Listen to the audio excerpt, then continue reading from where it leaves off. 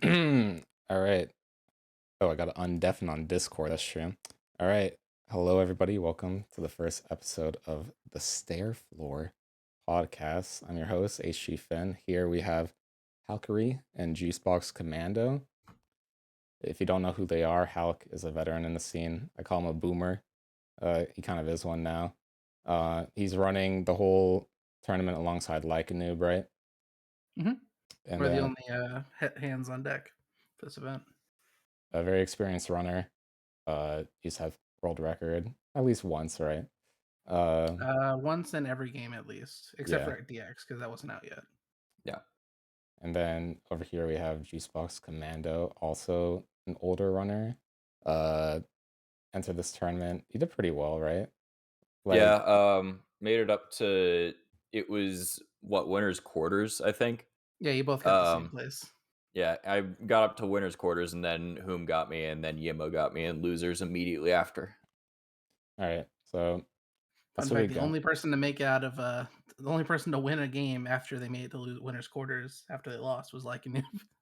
Because you, Carbasi, and Finn lost your losers matches also. Yeah, it was like a murder of the people coming in from winners bracket. The people at the bottom were hungry, dude. Oh, here's the good thing about that. So now we can actually, at least Juice and I, can do this relatively unbiased. If I were to ask Calc who thinks is gonna win, I'm assuming he's saying himself. I know I would. Mm-hmm.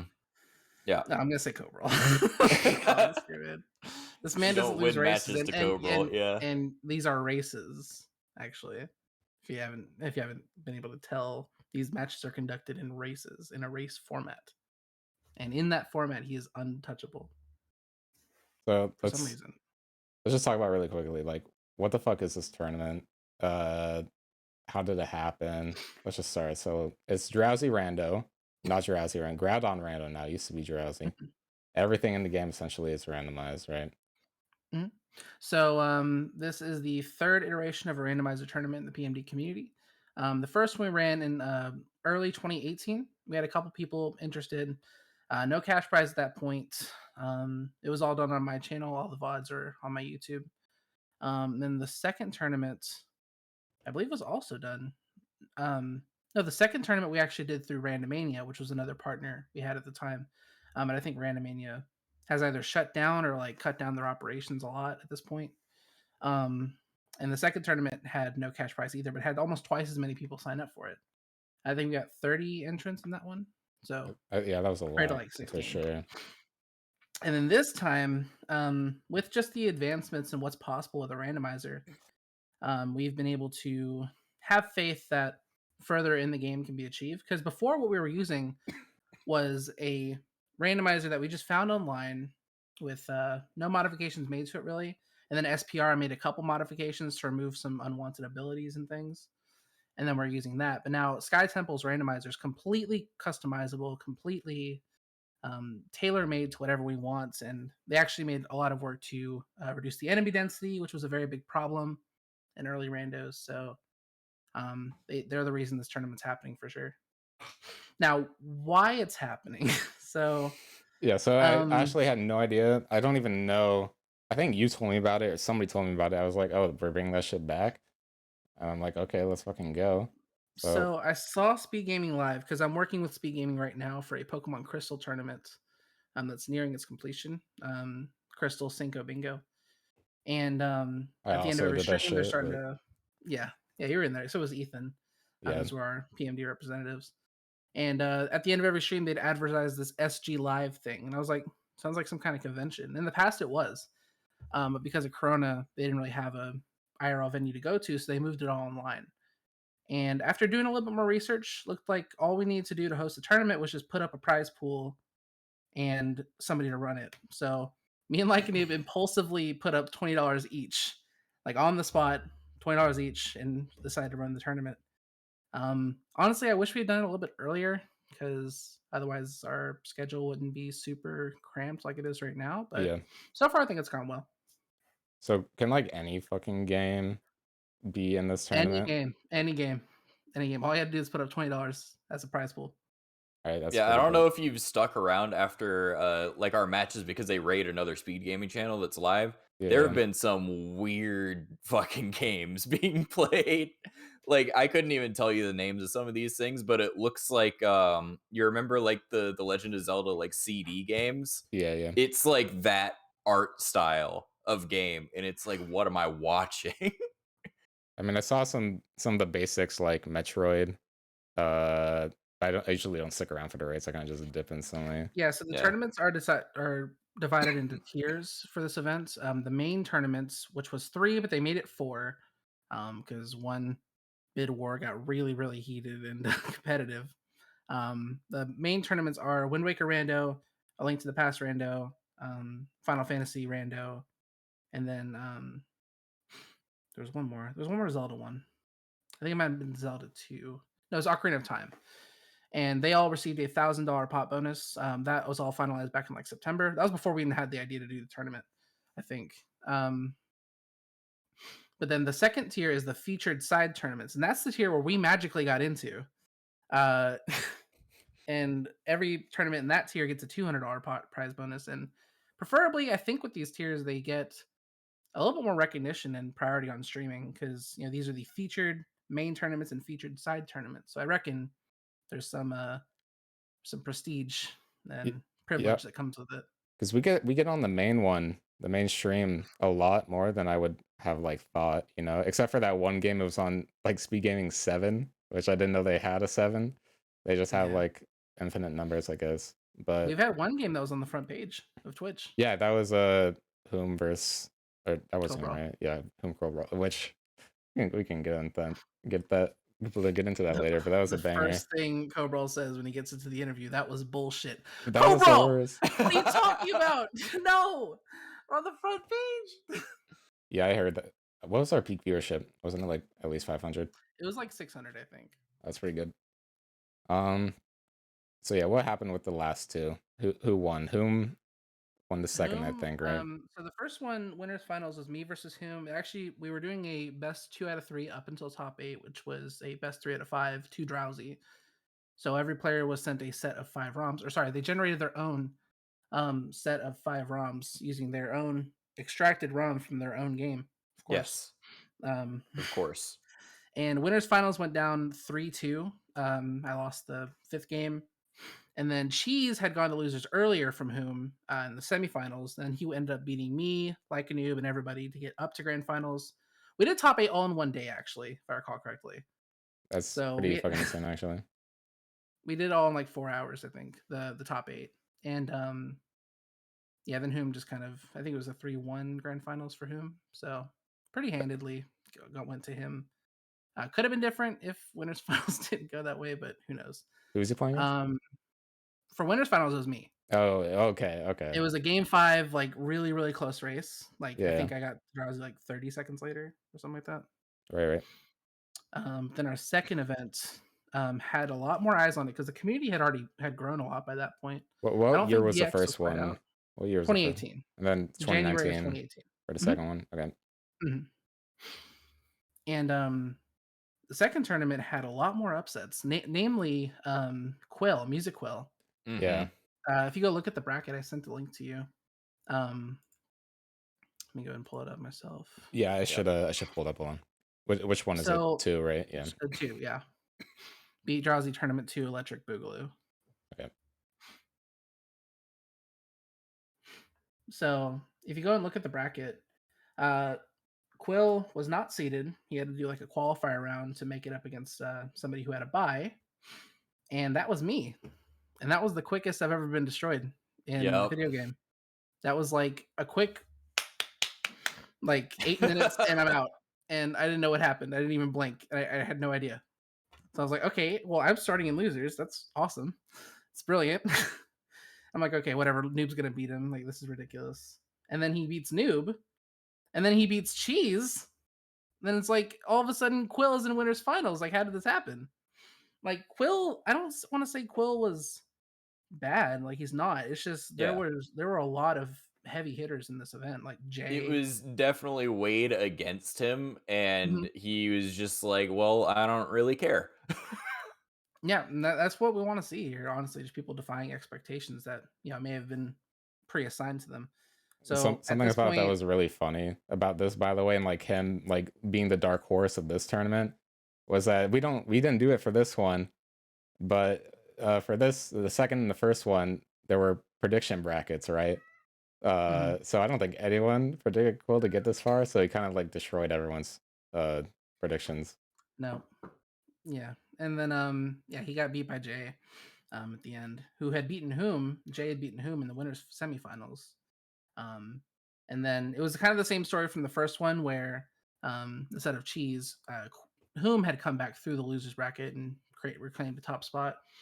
And at this point, I was really the only person running this event, and at the time, my personal life had become very, very busy. So we weren't able to schedule a time, or I wasn't really able to show some initiative to get these people to schedule their last match. So it just kind of got put on the back burner, and then days became weeks became months, and then here we are, 2021. It never got finished, unfortunately. Yeah. So that's why they have the tied rando champion role in the Discord currently. Which, I mean, it's kind of weird because like couldn't they just like finish it right now? They're both Sure, active yeah, at the let's do it. moment. Yeah, do Like it. that's Let's what just I go want to back see. and dig out that crusty ass randomizer that we use, and let's make them play 5 races on that. Yeah, Like let's sounds like a wait plan. for Jay to like either get knocked out or win this one. And then I think since Hume's already out, I think Hume's already I know for a fact Hume wants a salty run back. Because he got knocked out pretty or like on the same day, right? He did 2 matches and then lost them both. Yeah, he lost. He But had his 2 losses on the same day. He was streaming for like 8 hours that day. oh, Yep. really? Like he started his stream with a little bit of practice before Cobral, and then he just went on the whole day to play races until his match with Zaboos. But what I want to talk about is who is in this tournament or who like should have been, I guess, and the one we're doing And now. the second And one, or the like current one? yeah, like no, sorry, who was in the second tournament that wasn't in the one we're doing now? Like Ryoner, but he's like not on Latios. He was a pretty popular runner. Yeah, Right? Latios kind of I want to say they drifted away from the community after this event. I'm Yeah. not sure what they're doing now. I think they go by Liddy and Latios now. Mistaldi is another big one. I wish that wasn't in the Masaldi event. was in because I memed on Masaldi so hard for just having the biggest IQ in the whole bracket. He did really well in the first tournament. I think he got 5th place. He unfortunately lost a lot of passion for Rando because in the first event he got reverse 3-0'd in top 8. Yeah. Yeah. And like to be up 2-0 and think you're about to just send it home and win, and then to just have the next 3 ROMs just kick your shit in, it's not pleasant at all. Let's see, Flongo, they're not here. Tortwog, that's Blue Felly. SPR, the person that actually made our updated randomizer, they also just kind of drifted away from the community. Mystic Umbreon, a very, very popular content creator on YouTube, was actually just hanging around our community at the time, and he saw the sign up form. He's like, let's do it, let's go for it. I think he's got about 800K on YouTube right now, 600K, something like but that. yeah, he was just kind of he lived here for a little bit, so that was a moment. Then there's Figment. I don't know. Lagpoo. Lagpoo, I had completely forgot about Lagpoo until I saw them in someone's chat the other day, and I was like, "Oh my god!" Yeah, it's a blast from the past for sure. What's the deal with Lagpoo? I actually don't really know. Lagpoo actually is a Rayman runner that has been around the speedrunning community about as long as I have. Okay. Since like 2015, 2016. Nice. I think they may have done some runs of Blue and Red Rescue Team, but other than that, they've just been kind of lurking forever. Lagging Gamer, BRT runner, Cruel. I'm actually surprised he didn't enter this one. Notorious challenge run god. He will just sit there and do. I think recently he did all trainers in every main series Pokemon game all in one sitting, which is absurd. Like this is just the kind of shit he does, like on the daily, or like all the time. So this takes a lot to do that. Hyperlinks. He came into the community kind of I want to say as like a +1 of Huma's DS. I think they knew each other beforehand from another community, and when Hume came, Hyperlinks just kind of came with him. Yep. Then Pestilent Box actually was a super runner. Had the world record at one point. Like he had the first sub 550, I believe, if I'm not mistaken. He actually now runs Hollow Knight, and he's really? really good at it. Yeah, I believe he had if not world record, like a top 4, top 5 time, and I believe he actually ran Hollow Knight, Hollow Knight at a GDQ recently. I think it might have been last year's SGDQ. So That's pretty dope. he's Okay. found a new home, and he still comes back every now and then. So, and then Soul Dracarys, who is the donation god. Yeah, this guy, one the day, Australian. He used to be like the Yeah. only Australian. Now we have like a few. Ethan. If Ethan's you old. count Shrimpy, I don't really count Shrimpy. He doesn't count. I think we have one more. I can't remember. Or someone from New Zealand maybe. But so there's that, and then also we didn't even see him because of the seeding. There's also Cheese. Yeah, we had Cheese. Easton and Gamer completely unseated, and they both actually shattered our expectations. Easton actually defeating Mistaldi, who was an established BRT runner, and he didn't really stand a chance to consume, and that's okay. And Gamer actually took a game off Cheese and made that a very, very close match. If you scroll down a little bit, it was a 2-1, and I believe they were on Drowsy. Yeah, Gamer versus Cheese. Oh yeah. Cheese almost went to losers in quarters, which is absurd. And then Easton went on to beat a couple more people. I believe he beat Pestilence in losers and ended up being 7th place in the event. We beat Mistaldi. Yeah, I forgot that happened. Mm-hmm. I don't know who he beat in losers exactly. Yeah, he beat Pestilence, and then he lost to me. That was good enough to give him a 7th place finish, which was better than anybody who doesn't play PMD. Yeah, that's a speedrun. So just to kind of commemorate the occasion, we gave him the "lol, I don't play this game" award in the Discord. Does he still have that? Yeah, he does. We recently gave it to Carbasi as well because Carbasi only runs super. Yeah, gotcha. And then where are you at, Jason? Here, I think you knocked me out. I was on winners. Yeah, I was on winners until I knocked you out, and then I went against Jay, got 2-0'd. I believe it was I won match 1 against Halqery losers, and then he beat me twice, so I was out. Yeah, then you lost to Jay, and then I kind of busted out of this tournament. Not gonna lie, did I even beat anybody? I beat Figment, also Juice, and I beat Lagging, which I don't know if you remember, Hal, because I think you were commentating this, but like I lost the first game, and then won the second, and then won the third. I'm pretty sure is what happened. But in the interview afterwards, I was like, yeah, I did the strat of losing on purpose to give my opponent false confidence. No, I don't remember that at all. I believe it though. I forget whoever it was whoever was interviewing me. They had to defuse the situation because I don't think he liked that I said that. I think he took it personal. Really? I was just joking, but I thought that was funny. Yeah, and unfortunately, I had to take some souls and losers. I beat Rex. Rex is another name that wasn't in our current event. Oh yeah, where's Rex? Is he? Oh yeah, there he is. Okay, I see. He beat Cobral. He beat Cobral? Yeah, Cobral went. Okay, that's something we need to talk about. Cobral went 0-2 in this tournament. Actually, dead ass. Cobral lost to Rexen in winners, and then Enzo HT in losers.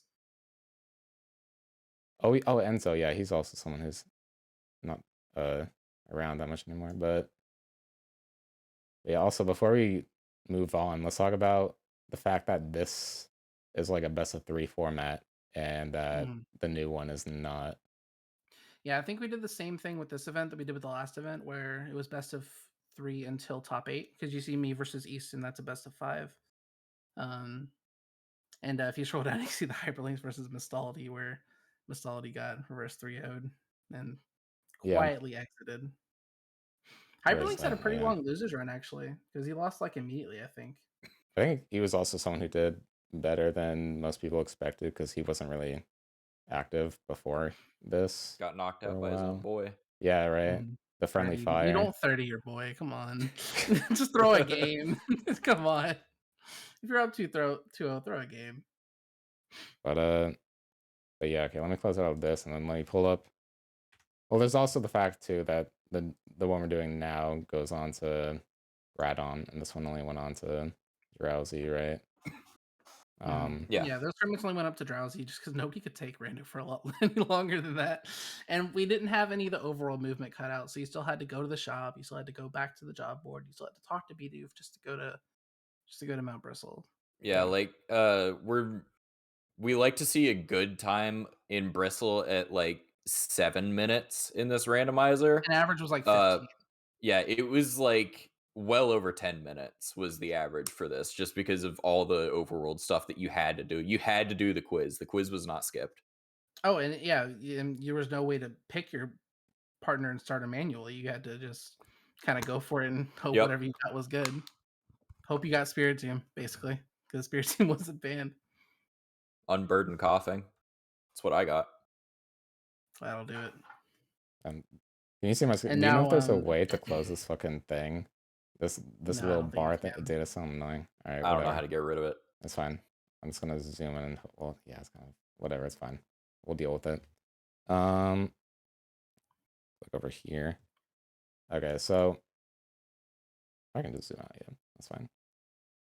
Now let's talk about this tournament and who's in here and who's not. Let's talk about who's in here first. So we got who's new? Epineumus. Epineumus is I didn't know who he was, not gonna lie, going into this and leaving it. I'm a big Epineumus stan. So I thought that was funny. Aerophil, I don't think he was in the last one, right? No, he wasn't. The big thing about this tournament, and it just took place so long after the previous one, where Beat Drowsy was just a little under a year, a little over a year, between the two tournaments. So there was a lot of time for the community to develop. RTTX came out. The community kind of bloomed because of that. Yeah, we saw a lot of new runners and a lot of growth that we hadn't really seen before. And this tournament was actually seeded where we actually took placements in the previous rando tournaments at the utmost importance, because there's a difference between being good at PMD and there's a difference between being good at rando. True. And doing well in rando. It takes a completely different skill set, I think, or it's patience. It's mostly patience. You can have patience to do well in this rando. So that's why you see people like Easton and Game are actually seated higher than they would have been otherwise, and that's why Easton ended up with a 6th or 7th seed, I believe. Who's new? Yimo actually wasn't in the last one. That's a little bit surprising. I feel like he came in like in 2018. Yeah, I think no, did he? I don't think that's true. I feel like he came, when was it? I think he came 2019. I think it might have been after he started. I would have to check speedrun.com to see his first attempt times, but I thought he was more of like a middle child kind of guy. Or no, sorry, more of a zoomer than a mid child. Yeah, so I mean, the interesting thing here is like there may have been some contention around the way the tournament was seeded, but we have Cobral, who actually got seeded pretty low, to be quite honest, because he did go 0-2 in that first event. Yeah. I think he may have gotten like 9th in the first tournament, if I'm not mistaken. So he didn't get a great seed. But you see the winner semifinals is Whom, Cobral, Jirachi, and me. So, those old guys who got good seeds just because they were in the last events, even with the challenging new kids coming in. So, I think the seeding went pretty well. Yeah, it did. As a consequence, I just happened to get an easy side of the bracket, I think, relatively to what everybody else had to deal with, because Cobral had to beat Zaboose, Lycanoob, and just to get to semis, my path was just Carbasi, because he beat Easton, who got seeded well, and Jirachi. But I had to beat Bren and then Carbasi, which, just is a little bit lesser than what other people may have had to go through, but... Who have we not talked about? Did we talk about Gamer? Yeah, Gamer was in the last event. Yeah. He almost beat Cheese, and Horace actually is new. He's actually from that same group that Easton and Gamer come from. As well as Bakura. Yeah, Bakura was going to be in this event, but they... right. Yeah, I forgot about that. Mm-hmm. And just another notable DQ is Pixel. Pixel had some IRL issues come up, and they asked Yeah, to be DQ'd, and there's nothing wrong with that. Life happens. it's unfortunate. What's the deal with? Did we talk about someone? Someone is actually a person I've seen. I tried to avoid saying someone again. That I've seen just kind of lurking around the community. I've seen them in my chat at times. They've just been kind of watching, just sitting in the shadows, just kind of watching like everything we're doing, and they've just been kind of learning through osmosis, I guess. They're also in the A Link to the Past randomizer tournament, and they did pretty well in that. I think they made top 64. Okay. But they came in here and showed us some new strats that nobody was even really thinking about. Like the most notable thing I think is in the gamer match. There were some rare fossils in the middle of a pond, in the middle of an island that was surrounded by water. So it's like this, and then there's like a water around it, and it's in the middle of a room. So what he did was he walked his partner over to one side, told them to wait there. He walked over to the other side and then set their tactics back to let's go together. And the partner walks across the water and picks up the rare fossils. I thought that was On the big way. brain. I think I did that, or I tried to do that in a later match. You I never tried thought to do about that, but you get, didn't have weight here yet. Yeah, you get Yeah. weight there at level 10, so Yeah, I think I might have been like 9 or something. I don't know. But I tried to do it too if it makes you feel better. I tried to do it versus Inferno Brent, I think. And then we have who else? Did we talk about Zebus? No, Zebus. I mean, kind of glanced over it. How what's the proper way to say his name? Because I always say Zebus. I say Zebus. You say Zebus? I think when I first saw him in my chat, it said like Zeb WS or something like that. Something stupid. Well, I've resigned to just calling him Zeb. I don't know what the second syllable is supposed to be. Yeah, well, That's valid. Zeb is I like Zeb actually, but so he's kind of a new runner, right? Like past year or so, or has it been longer? Yeah, so he only runs BRT, which isn't actually that much of a barrier as you'd think getting into this kind of randomizer, because BRT and Sky run on very, very similar engines. I think maybe actually the exact same engine. Yeah. So it's a lot easier for him to come to this as opposed to somebody like Carbasi that only ran Super 100% before, because Super has a completely different engine, completely different way you have to play the game. You have to stop and think a lot more. Like every individual action can cost you your life a lot more compared to Sky. Yeah. So yeah, I'm trying to pull up his times right now because let's see. Zabu says my nickname is supposed to be Zeebs. That was already in use. So I put a W somewhere and it worked. I don't know how it's pronounced either. All right. Sweet. So Zeb. So Zeb. Zeb.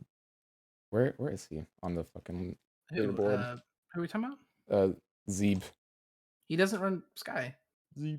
Oh yeah, true. You're on the Sky leaderboard. Well, that's why I'm so confused about though, because I guess he's on the BRT leaderboard. We can talk about him now. He's making a nasty run right now. Let me just tell you the most a disgusting statistic. losers. He has finished. He has finished FINISHED 70 plus seeds since this tournament was announced and up to today. That's how many he's gotten to the end and hit the final split on. Yeah, I've maybe done like 20. Like I can't keep up. I don't have that kind of work ethic. Like I don't have that kind of time. Like if I don't like a seed, I just don't play. So this man went through all the dirty, all the nasty, all the wonderful, and he's put in the time that I don't think anybody else has put in. That's why he's achieving such good results, and he's able to beat our #1 seed in the event. Like he's definitely the dark horse. He's essentially the music Quill now of this tournament, because I think but Quill from the other side. yeah, from the Quill other did side, all 3 winners, but which makes it even more impressive that there's just a losers run. I think Zaboos has played more matches than anybody, like almost twice as many. But like I don't know how much Quill was grinding. I know he was, but yeah, Zeb is definitely just like the Quill of this tournament. He's my dark horse to win the whole thing, to be honest. I would love to see him win the whole tournament. And plus, he's been commentating like legit every single match. So like anybody who's watching the tournament like knows him just because he's been commentating every match. So I think he's an easy fan favorite. I have the way he pronounces rare fossils like burned in my head. Oh, he found some rare fossils. That's like whenever I find them, that's what I say in my head. Rare fossils. I love Zaboos. But I think we talk a lot about who's in this tournament and who returned from the last tournament and who's new. But there's a lot of people that started playing PMD within the last couple of years that got really good and achieved a lot of notoriety for their talents, but decided to opt out of the tournament. Yeah, the most notable Let's call these I think the people most out right now. notable absence from the last couple tournaments is Cheese. Yeah. Something about the last tournament just completely broke him inside, and it's understandable. Rando sucks sometimes. Yeah. Cheese as a runner is somebody who really, really appreciates being able to have 100% control over a situation. That's why he likes Super, because with Super you have like hundreds of tools, like dozens of tools you can use to deal with any proper situation. So he's able to amass those resources and deal with them in a way that he feels is appropriate. But in Uh, Rando, you're just kind of thrown into the dungeon. The door is locked. Like you're stuck with whatever's on the ground in there. And those Pokemon, you have no idea what they have. So that just didn't work for Cheese. And I think that's completely valid. It's like if you Yeah. didn't want to handle the heat, and if you can't, stay out of the kitchen. I think it's Mhm. understandable. But I would have liked to see him enter just because he still has third place on the Wii U board. I think he could have done really well. He's a nasty gamer, like especially in PMD. Like he's one of the best runners. So I understand I why he didn't think join, but it I is think what it he is. definitely could have done very well, but I think he's beginning to run into the same thing that I ran into when I stopped playing PMD for a long time, which is just when you play it for so long and you get good enough at PMD, when you start doing not so well, it really feels like the game is just out to get you. And I understand that feeling. I think he feels it a lot, just because he's been running it for so much longer than me. So I totally understand just not wanting to do it. PMD burnout's real. Like Yeah. after I did my Gates recruiter mall in 2019, I said I was done. Like, cause I just Hmm. couldn't stand it anymore. Like you just sit there and you play the game, and it's like I'm not having fun. Like, why am I still playing this? Why am I still forcing myself to play this? Like, I didn't have a why, so there was just no reason to play. Like, if you can't find a why to do something, motivation is very hard to come across. Yeah. I mean, that's also why I took my long ass break. But more so like I just was getting into different things. Like it was CS:GO for a minute. Now it's I don't really do CS:GO that much. Except for the major today. That was sick. Anyway. I just want to talk about that. In fact, can we just start talking about the major? Sure, go for it.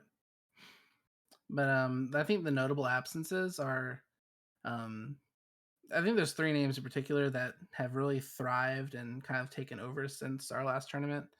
Um, them being Shady, Shadow Phoenix, and Secure Accounts. Now, Shady has actually become the newest member of the have every world record that matters, Yep. or not that matters, but like the world record in every game at some point. 'Cause I believe he's had Blue Rescue Team in one of the categories. I believe he has the Sky DS world record currently. Um, He and has emulator. Secure. We're talking about secure. He has emulator. No one in my world record. Uh, blah, and blah, blah, then blah, and blah. then Shady actually has Gates and Super right now, actually too.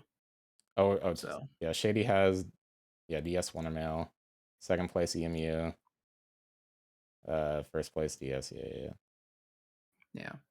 So I think Shady's issue was that he was having a little bit of time crunch because he has school and just other things he's wanted to pursue.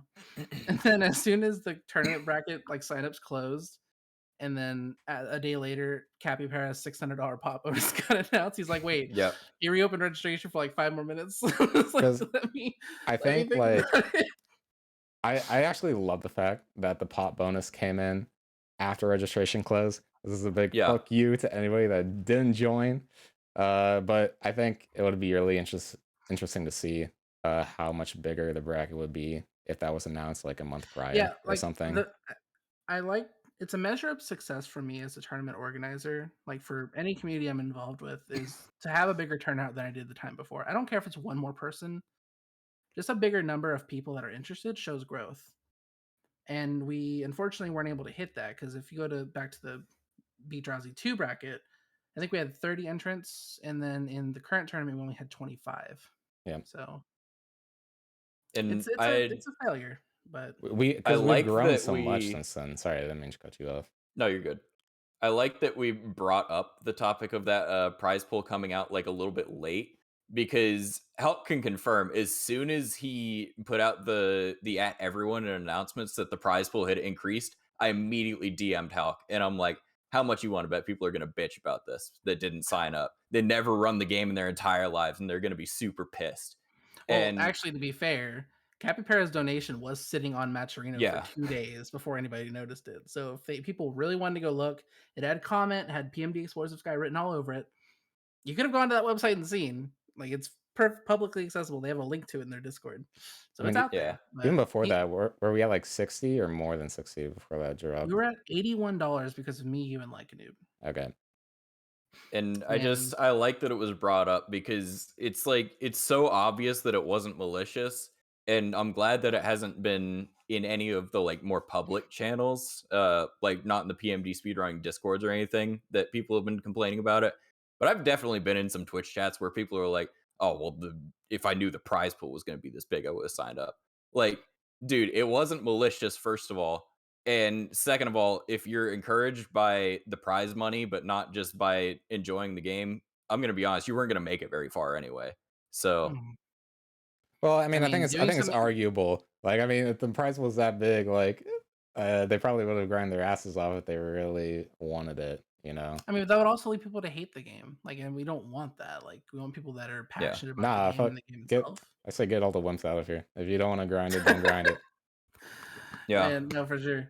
I think we had one instance of somebody wanting to join the bracket before that prize pool announcement came out, but after the registration had closed. And that was Machi Midori.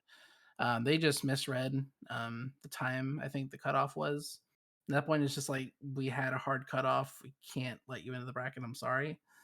And like, they seem to have taken it really well, but like, you know, if this tournament was just within our community and fully just independence, like internal, then I'd probably have no problem with like just extending registration a couple days. But we're part of something bigger with this event. Like, Yeah. we're part of Speed Gaming Live 2021, So which is we don't even have control over like no. Yeah. expanding that kind of shit. So Well, we do have control over the closing registration dates, but at the same time, if you've seen how our tournament schedule is right now and how many matches had to be played within a certain time frame, it's We're tight. not, yeah, we're not going to make it worse just to allow If we one had person kept extra to registration open, get it would in. have been worse. So Yeah. which I mean, honestly, thank God for the time restraints or restrictions or whatever. So we can not have a situation like last one where the match never got played. Like, if you can't play, yeah, if you can't make it, that you're just DQ'd, and I that's think the that's more than greatest fair. part about having Like a Noob as a kind of partner in crime with this. Like a Noob runs tournaments for OSU, and they're very big on scheduling. It's all around the world, so he knows every time zone and what UTC it is plus or minus. So he is definitely our schedule guy, and he actually wrote out the schedule that says this match needs to be played by this date, this match needs to be played by this date. Because Yeah. I'm not a pussy, but like, I'm not that confrontational either. Like, I'm not gonna be like, look, you have to play this fucking video game, this children's video game on this date, or else.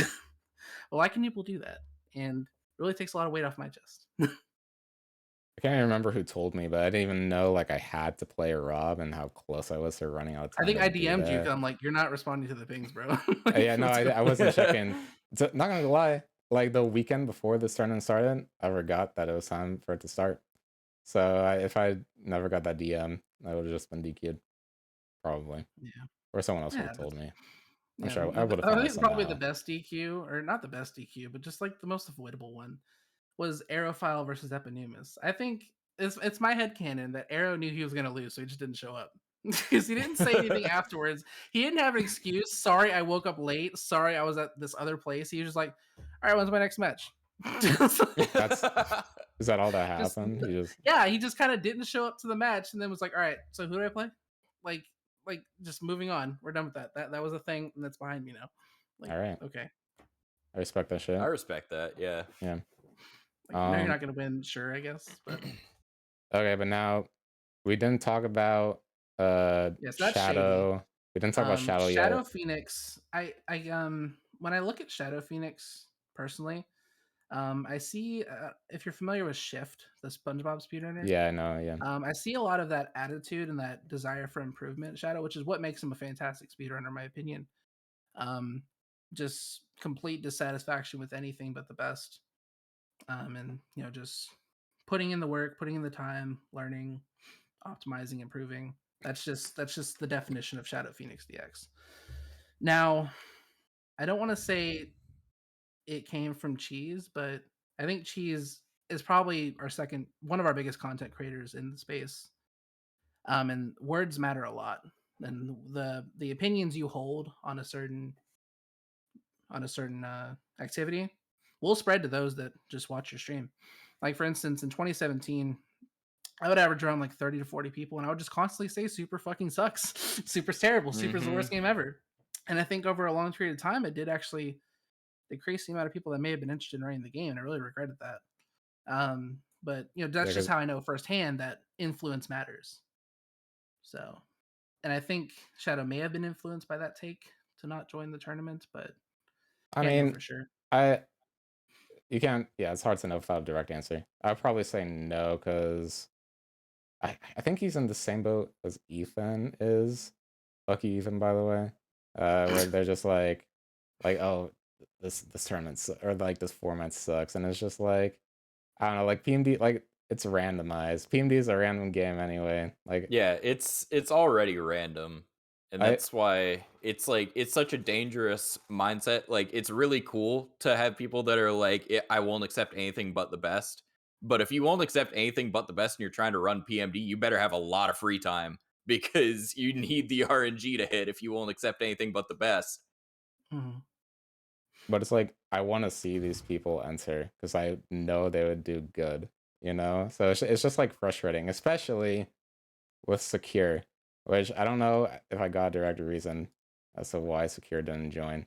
But this man has a sub 20. He's the next best recorded time is a 25 from whom. Where is this guy? He's the simple why of did he this not game. show up to claim his free $600? Yeah, dead ass free $600, and he's just posting the evidence that it would have been a free $600 on his YouTube channel, which is so funny. It's just like, yeah, I could have beat all you guys, but I just chose like, not we're gonna have to. to do like Thug Finals, like after the grand finals winner wins, or we're just gonna have to like have them do a match versus Secure, like double or some shit. Like, is that what's going on here? I just hope the next one happens soon enough. So hopefully we can get these people out of the woodworks to enter. Hopefully. And I think Quill, I think Quill's really deep in college, almost done, I think. Yeah.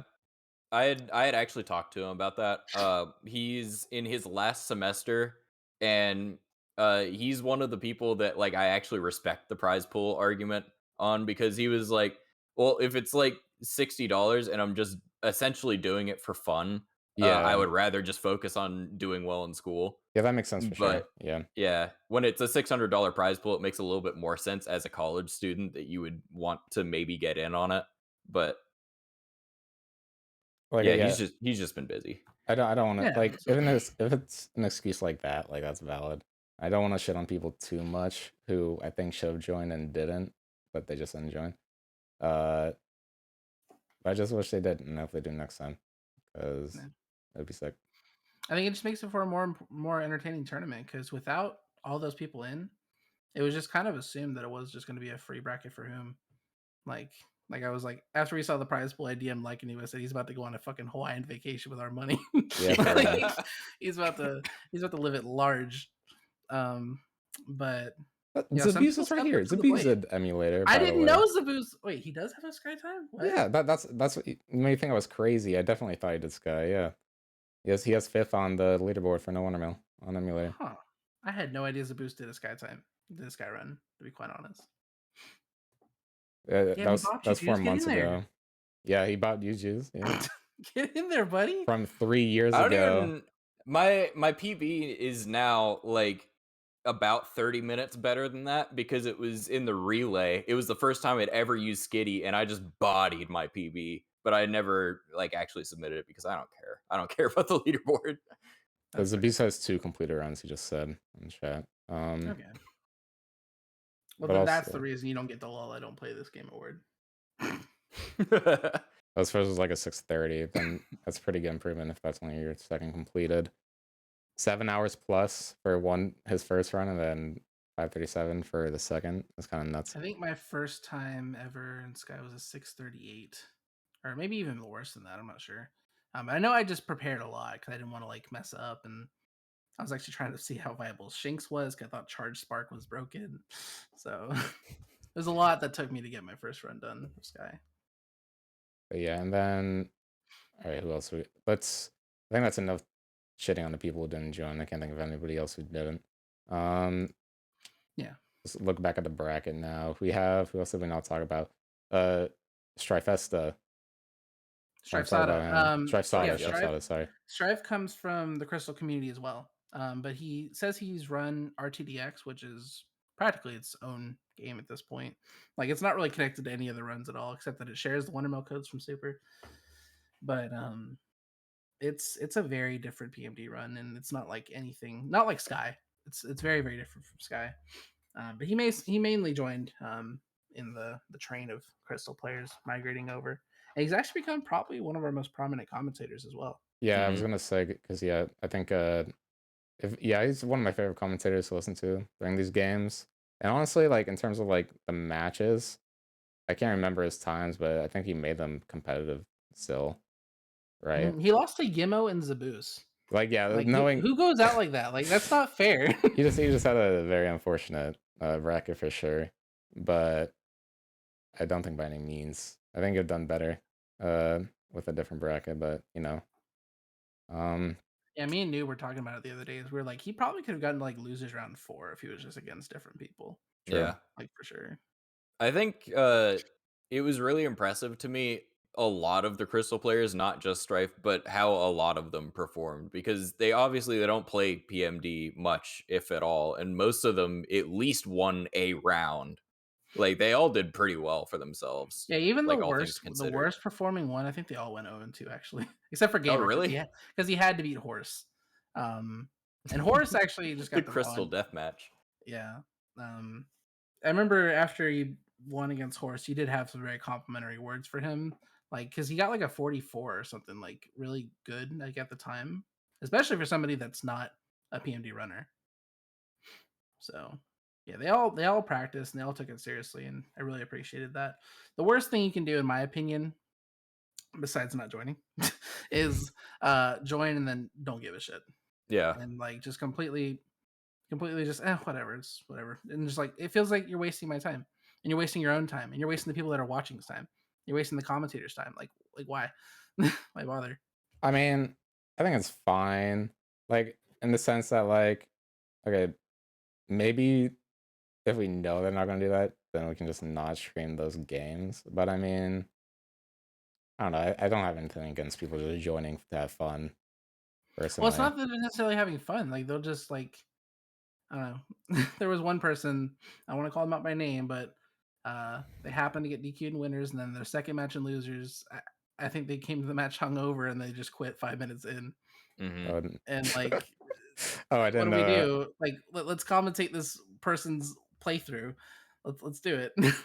So yeah, at that point, like, why did who you won't even say, but like, why did the person have to finish their run if the person guy just DQ'd first? Otherwise, it's 2 forfeits and there's no winner. I mean, I guess, but you know, yeah, that's definitely not good stream material. Because like forfeiting at the end and forfeiting at the beginning, they're both still forfeits, and on race time that'd be considered a draw. Like actually, the race would be null and void; it wouldn't be recorded. Yeah, I guess that's fair, but that's rough. That had to just be on stream and commentated over. At least it wasn't on Speed Gaming; it was on my stream.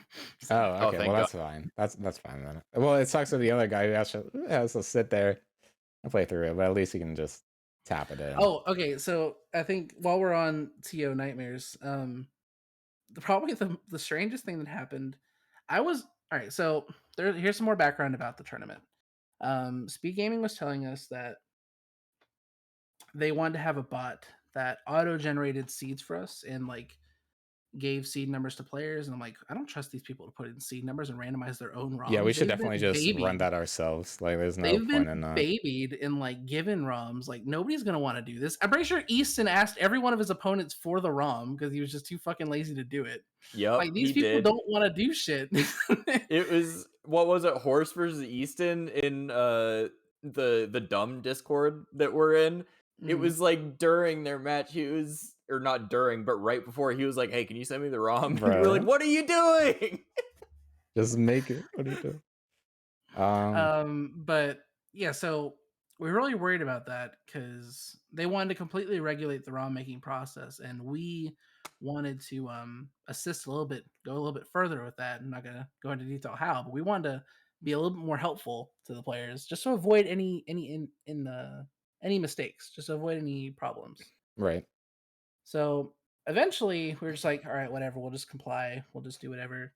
And then eventually, the bot just isn't making any seeds, so we're back to Yeah. square one. And for the most part, everybody patched their ROM successfully. We only had 2 instances where something went wrong. In Inferno Brand versus Pascalin, the first take, Pascalin was playing randomized Vanilla Sky. Yes. So I was floored just looking at my Bro. screen, seeing Chapter 1, A Storm at Sea, and I'm like, oh no, I don't know what to do. At that point, So it's I just like, did they ever like attempt to practice beforehand? I'm guessing I not. guess not. Maybe they were given ROMs to practice. I'm not sure. Like I don't know. But I was like, I immediately canceled the race. I'm like, look, I had to like walk him through like how to patch a ROM. Like I had to send him a link to the patcher, and I'm like, come on, dude, we're on a time crunch. I'm so happy we have a 2-hour block. Yeah. And By the then the match way, if still you ended up hold going for an hour and a B, half. if you hold B, you speed up the text. And if you can go into options, you can set it to fast. Oh, and don't forget that you can set moves and do L+A to do the move. Like, you might as well just give them the whole tutorial of the fucking game at that point. I was surprised how many people did not know to set their game to fast.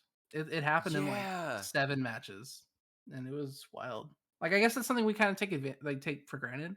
Yeah. It's just it's what you do at the beginning. There's There's a people that lot of never stuff. bothered to go into the options. There's a lot of stuff that, as an experienced PMD player, like I put a lot of time into this game, and then just watching people do it. Like Inferno Bren almost lost a match to not pressing A during the floor transitions, because you lose like a minute and Yeah, a that's half another on thing that, and too. he almost lost the match by a minute and a half. This happened in the last tournament too. Like, same thing with like both instances where you mash A and then also setting the speed to fast and stuff. If you go watch all of like the first games, like you'll find so many people do that, and then instantly once you get into the second round, there's no more of that unless it was like some sort of crazy upset victory. But Yeah, and I all mean those guys get weeded out pretty early on. the only other thing that happened was in one of Gamer's matches. I think he used the wrong JSON file because we were updating the JSONs pretty frequently. I get it. It's hard if you're not looking at the server, you're not looking at pings, you may miss it. And I think the first update was not advertised very well, if I remember correctly. It was just like thrown in there, like, "Hey, make sure you use this."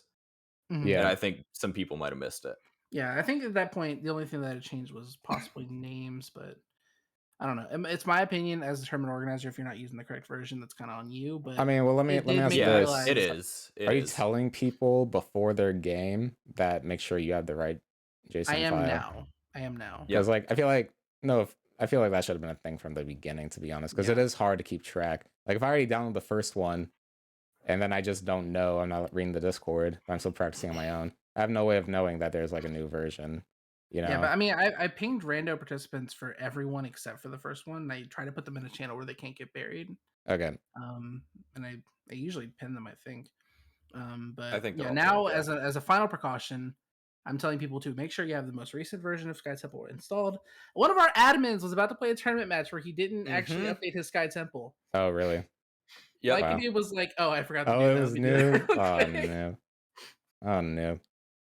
Don't call me out like that. Sorry, I had to.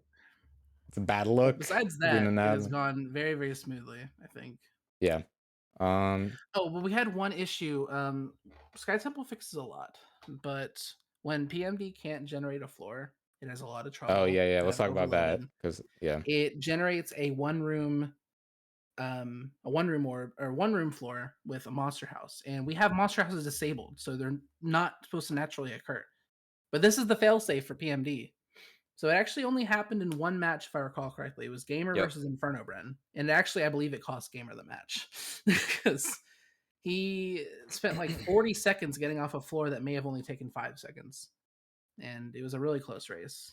So, I mean, okay, what so no, sorry. Capybara actually implemented the failsafe fix into a new version of Sky Temple. And like, just shout outs to Capybara, like, because what I expected this tournament to be was us just kind of working with whatever randomizer they like is out. Yeah. I didn't Yeah. expect any support from the developer. I didn't expect any assistance with making sure the ROMs work well. I was like, all right, this is our randomizer, and we're just going to use it and try to make it as friendly as possible. And Capybara's like, no, I'm going to join the server. I'm going to be very active in the event planning Discord. I'm going to ask if you guys have any questions. I'm going to just read the channels, even though we didn't ping him. He's like, well, what happened with this? Why did this happen? Like, he's just very proactive, and it makes the process so much easier to work with. I don't want to get too off topic, but I do want to talk about Cappy because, like, is it he or is it they? I'm just going to call him he, but Yeah. He's goated for not only the prize money being added, of course, but yeah, literally just sticking along with this whole thing and helping update all the shit. But like, when was the first time he made this? How did he like get involved in the community? Do you know? So Like a Noob joined the Sky Temple Discord and asked questions, just some general questions, like how do I do this? He was wanting to decrease the enemy density. Okay. Because if you play early Sky Rando with Sky Temple, it looks like BRT. It's ridiculous. Yep. There's enemies everywhere, and it's a pain. And it just makes it a very unpleasant experience. But he was just going in there looking for he's like, hey, we're running a tournament and we need to decrease the enemy density. And I think from there, like Capybara's like ears like perked up, like, oh, a tournament. Are you like a speedrunner? Oh my god, there's a whole speedrunning Discord. Oh my god, there's for money. So he had no idea that this like was a thing up until no, Wow. Until Noob joined that Discord, he had That's no crazy. idea. Okay. Yeah, this guy's fucking awesome, But- man. And he's Oh, been damn. advertising it to the Sky Temple Discord, which actually very recently became the biggest PMD Discord like out Really? there. Mhm. They actually overtaked our mystery dungeon. Ah. Overtook. Fuck these guys. No, I'm just kidding. What's the point of that Discord, by the way? It's just like for Sky Temple shit. Well, Like- actually, currently they're running a game jam or a hack jam where basically people make pretty short-ish sky hacks and submit them, and like people review them and say how good they were and stuff like that. Okay, that's pretty cool. Mhm. Yeah. People just post their hacks there in general. So True. All right, shout out to Cappy for being goated. Mhm. Now back to what we were talking about before. I think we were just TO things. TO things. If you have any more stories, I guess you can share them. But then I want to go back into talking about the bracket. No, I don't think. I had a whole fucking thing. What version? Sorry, wait. Okay. Do you know when the tournament started? Like, what was the version that we were using? Or like, I don't remember. well, how long did that version exist before the tournament started? That version existed about 2 weeks before the tournament started. Okay. Because I was gonna say, like, if it was like months prior. No, Because, like- no. This tournament's planning was in the month of October. Me and Is it- Like and were like, hey, let's do this tournament in like the end of this month. Let's get it going. Or like the beginning of it was in September, and we were like, let's start this by October. So Yeah, it's awesome that we were able to fix all these issues, but the fact that we're figuring out mid-tournament that like these horrible things can happen and runners Yeah. are well, the actually failsafe getting for fucked PMD on is them. just extremely rare. Like I had no idea it existed. Apparently, Secura and Whom knew it happened in BRT, but I had no idea. I had no idea it existed to begin with. To be quite honest, I just wasn't sure if it was our own fault for not practicing prior. You know what I mean? Because theoretically, then we would have been able to discover all these issues like a month prior if we had all been playing this before the tournament. I mean, it's Yeah. like it's really, really, really rare. Like it's Yeah. like the game can generate millions of layouts. It has to have one that won't work. Like after it's tried to re-roll several. Like if you sit there on the floor transition and you press A and you see that logo kind of linger for a little bit, like it's trying to find you a floor that'll work. Right. And if it sits there for too long and you can't find one, it doesn't want you to think the game has crashed. So that's when it drops the failsafe in.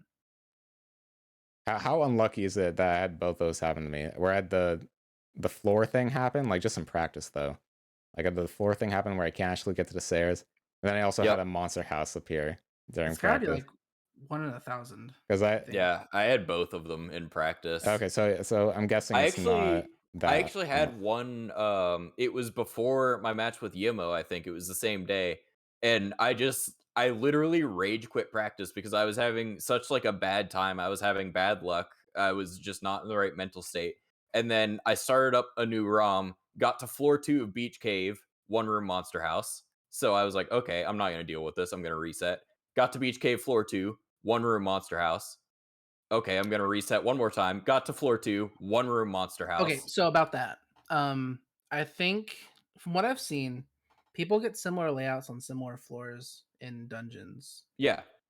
I Like, think so every that's what time you I've got to floor noticed. 2, that was going to be a failsafe. Yeah, that's what I've noticed is like if you have a Sky Temple Summit or Sky Pillar Summit layout on the 8th floor of Applewoods, your opponent will too. Mhm. That's So true. that's like relatively fair, which I think is really cool, actually. Yeah, I mean, it makes Um, it like, oh, I got 50 Sky Tower layouts. Well, so did I. You lost. yeah, Get yeah, over it. literally so did I. Yeah. So So okay, I'm reading in chat. Inferno said, Arrow brought it up in the Discord a few. Or wait, is this in reference to that? I'm ignoring that. Never mind. But also apparently Explorer generation is a bit better than the BRT generation. But yeah, yeah, it can it still must be happen. more Well, common. isn't it a problem in the rescue team generation because that was literally a floor that could happen, like it was supposed to? Because it was what was it? Surrounded Sea? Is that the one that Lugia is at the Mhm. bottom? Every Silver 15 Trench. floors, you're guaranteed to get that. Yeah, Silver Trench. Yeah. It's floor 15, floor 30, floor 45. You're supposed to get that. Mhm. Mm. I don't know. It's a weird game. And nobody's really taken the time to disassemble it and figure out exactly why everything happens. The closest thing that ever happened, the people that work on speed choice for the main series Pokemon games like Red Speed Choice, Crystal, Emerald, Fire Red, they actually started a decompilation of Red Rescue Team for the GBA. They didn't get really far on it. I don't think it's been worked on for a couple years, but somebody tried, and I respect them for trying. That seems to be the case with a Coding is lot of hard. PMD stuff. Coding is hard. Okay. Let's see. Let me pull the bracket one more time. So let's see. Is there anybody else we should talk about before? Because I want to talk about the runners and then actually talk about some of the matches. Oh, Diego too. Lazo. Yeah, Diego Diego. Yeah. Lazo is from the Speed Gaming Espanol community. I Is believe he's he from the Colombia. guy that I ran in my crystal? I'm pretty sure he is, right? Yes, yes, Yeah, yes. yeah. That's what I thought. I was like, I definitely know that name. Mhm. Yeah. Okay. Yeah, he's been doing a lot of things Pokemon and just a lot of games in general. I believe he entered Red, Mystery Dungeon, and Brawl in SGL this year. And I also entered Brawl, so that's the only reason I noticed that. So he's just like doing everything, He's I around, guess. yeah. Yeah. And then we can talk about Rob too. Rob, obviously, if you're in the community, you should know who Rob is. He does. Mm-hmm.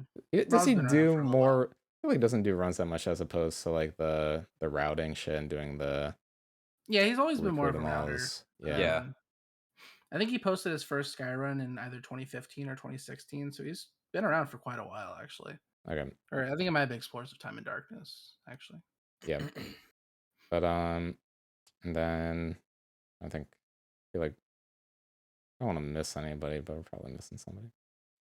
I guess we can talk about Inferno Bren. Oh yeah, Inferno Bren came into the community around the time of the relay and picked up Gates. I believe he might have picked up Gates just so he'd be guaranteed a spot in the relay because nobody wanted to play Gates. But I respect him for Fucking trying. Gates did, Gates yeah. is a game, dude. It's my favorite game to run if time permits. It has the best dungeon mechanics of any PMD. No belly. You can hold a button to skip all animations. The floors are a little cursed, but the rest of Hallway it's all right. simulator, baby. There's a lot of things in Gates and Super both that I wish were in Sky in terms of like mechanics like that. It would just make the run like a lot easier and nicer. But all right, who else do we got? I think that's it, right? Oh, we haven't really given Jay Rachi a profile yet, have we? Oh no, we haven't. Yeah, let's talk about Jay. Because he was in both, right? The first and the second. Mm-hmm. Which I mean, we talked about them when we were talking about the other brackets. So we kind of already did do a profile, but he's a boomer who used to be Jay God. actually. I have a story about Jay and how he came into the community. Okay. So This is a while ago. This was kind of like in 2017 when I want to say in my prime, like in PMD, where I kind of had a lot of records, a lot of notoriety. I found this subreddit called PMD Circle Jerk, and I I posted kind of jokingly like I hold all the world records, ask me anything, and then they just went on with the most cursed shit like in comments, like asked me like if I was a furry, if like like Oh asking no. me like if my mom knows that that I speedrun PMD and think I'm cool for it. I was like, damn, these guys are fucking cursed. I want to get I to mean, know what all did of you them. expect something different when I you expected. I think I expected like nobody to reply at like all. To be quite honest. did you expect everyone to start like sucking your dick and like bowing down to you like, oh my god, you're a No, god? I just thought it was a funny little thing to post. I didn't think anybody would reply to me at all. Okay, yeah, fair enough, fair enough. But then they liked my, and I was just kind of entertaining them. I was responding in ways they appreciated, so they invited me to their Discord. And that's actually where I met Jay. Oh damn. And I was talking to Jay about PMD, and he came to my chat and he started watching my streams. He's like, "Man, this PMD speedrunning shit looks really cool." So that's when Jay actually got involved with PMD. Was after that little interaction with PMD Circle Jerk. Yeah. Yeah. That's actually, I had no idea about that story. That's really interesting. Yeah. But Yeah, he's very, very active there. he's been like a top, or he used to be like a top runner. So Mhm. did he ever have world record? No, he didn't. He's But always been at the top though. he was like top 3 at At one least, point, he right? was top. At one point, he was second place in Second place BRT. and be okay. No quick save, no wonder mill. But going into this tournament, I definitely, well, he hasn't done anything in a while, and I remember being there, like, I think it was his first time even trying it on his stream, like the rando patch for this tournament, and Mhm. he was looking pretty washed, just like I looked when I also tried the first ROM seed, but he, I think, quickly caught up to date with the meta and everything, so I was wondering if he was going to get grand finals again, if he was going to bust her out, and I think he's been doing pretty good, you know. Yeah, he beat Yemo, who is still the beat Dark Rival record holder. Like, and that's not an easy category. That's an endurance test, in my opinion. And that takes a lot of movement because you have to be optimal for like 8 or 9 hours, or Yeah. maybe even a little bit faster. But it's a long time to sit there and make your inputs look clean. And he did beat Yemo, and then he did beat you as well. But I'm not sure. I think he ran something really stupid in that match. So to be honest.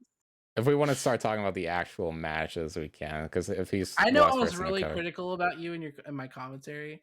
Like I was No, just I don't care. I was Like fucking, disturbed by seeing a Slugma and an Aggron on my screen as Yep. partners. that's the point. That's the point of commentary. You know, like you can't just sit there and be like, "Oh, so he has a pretty good team here," when it's literally dog shit. I was trying to avoid saying dog shit on a PG stream. Yeah. It's very difficult. Oh, But there have been a few matches like that for me. Like, I don't know what they're doing. I don't know why they picked this. Yeah. that's a commentator struggle, you know. Yeah, and then he played me, and I mentioned this in my interview after the match, but I just for my matches against Carbossi and Brent, I was fucking shaking. I was insanely nervous, and I didn't know why. Maybe because I didn't want to lose early. Like in those 2 matches would have been early, and I wouldn't have been acceptable for me. So I was really, really nervous, and I wanted to do well. But against Jay, I was like, if I lose, it's fucking Jay. Like I don't care. So I was able to stay laser focused for some reason, and I pulled it out. He got like a 33, and I got a 30. So it was still a really good match. Damn, like I only lost, despite the shit teams in my match with him, I only lost by like a minute, I think. Mm-hmm. And the same thing happened in my other match where I was literally in the last dungeon, and then I look over and I see they already finished. So I'm just like, fuck. Yeah, God we already damn. mentioned that in the beginning. Oh yeah, the Cobra Cobra moment. incident. Yeah. Oh, we didn't talk about Eponymous. No, we kind of did. We kind of did. Eponymous, I found out about him when I started coming back to PMD a couple months ago. Yeah.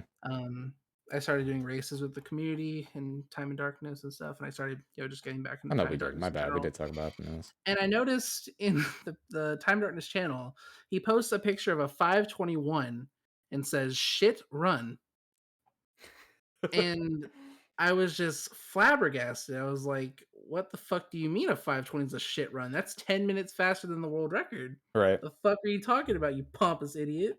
What the fuck are you talking about? Like, who the fuck does this guy think he is calling his run shit when it's 10 minutes faster than anyone's ever done it? And then I just realized that's just how that's just a winning mentality. That's just a winning mentality. But dude, his fans, I didn't like during all of his matches. I don't know who any of these fucking people are. Like, where did these people come from that just like have so much support for him? I can't see that beauty foot anymore. I've never seen any of these guys in anyone's chat. I don't know if it's just because they're all Dutch people that watch him, because I think he streams in both languages. Okay, dude, I swear, yeah, these guys just exclusively watch Evanuma streams and nobody else, and then they just like come out. Nobody else has that kind of stan culture. I'm gonna be honest. Nobody else has PMD stans. You know, nobody has like people that only watch their stream and only their stream. Yeah, stans like that. Yeah. But he did pretty good before Zabuse went on his tangent. Epanumus was my dark horse at first to get not win but get pretty far in the tournament.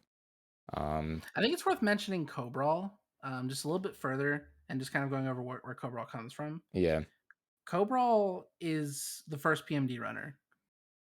He's the first person that decided to sit down and be like, I'm going to play this game fast and record myself doing it. And by doing that, he launched a little Skype group of about 6 to 8 people. And eventually he just, I don't know, he was the first person to really innovate PMD in every game that was out at the time. He held the world record for Gates for forever, held the world record for Super forever, even after more people started attempting it. His Super run didn't get dethroned until Cheese came around. And Cheese posted his run that was like 6 minutes faster. And I'm like, how the fuck did you do that? It's impossible. Right. But Cobral, he comes from an older side of speedrunning that's much more, it's not focused on content creation, not focused on, just cultivating a stream. It's playing the game and just trying to be your best. Playing the game. So when it comes to races, if you, I might be able to find Cobral's SRL profile. Speedruns Live. Shout out to Speedruns Live. Very, very old. It's basically the original racetime.gg.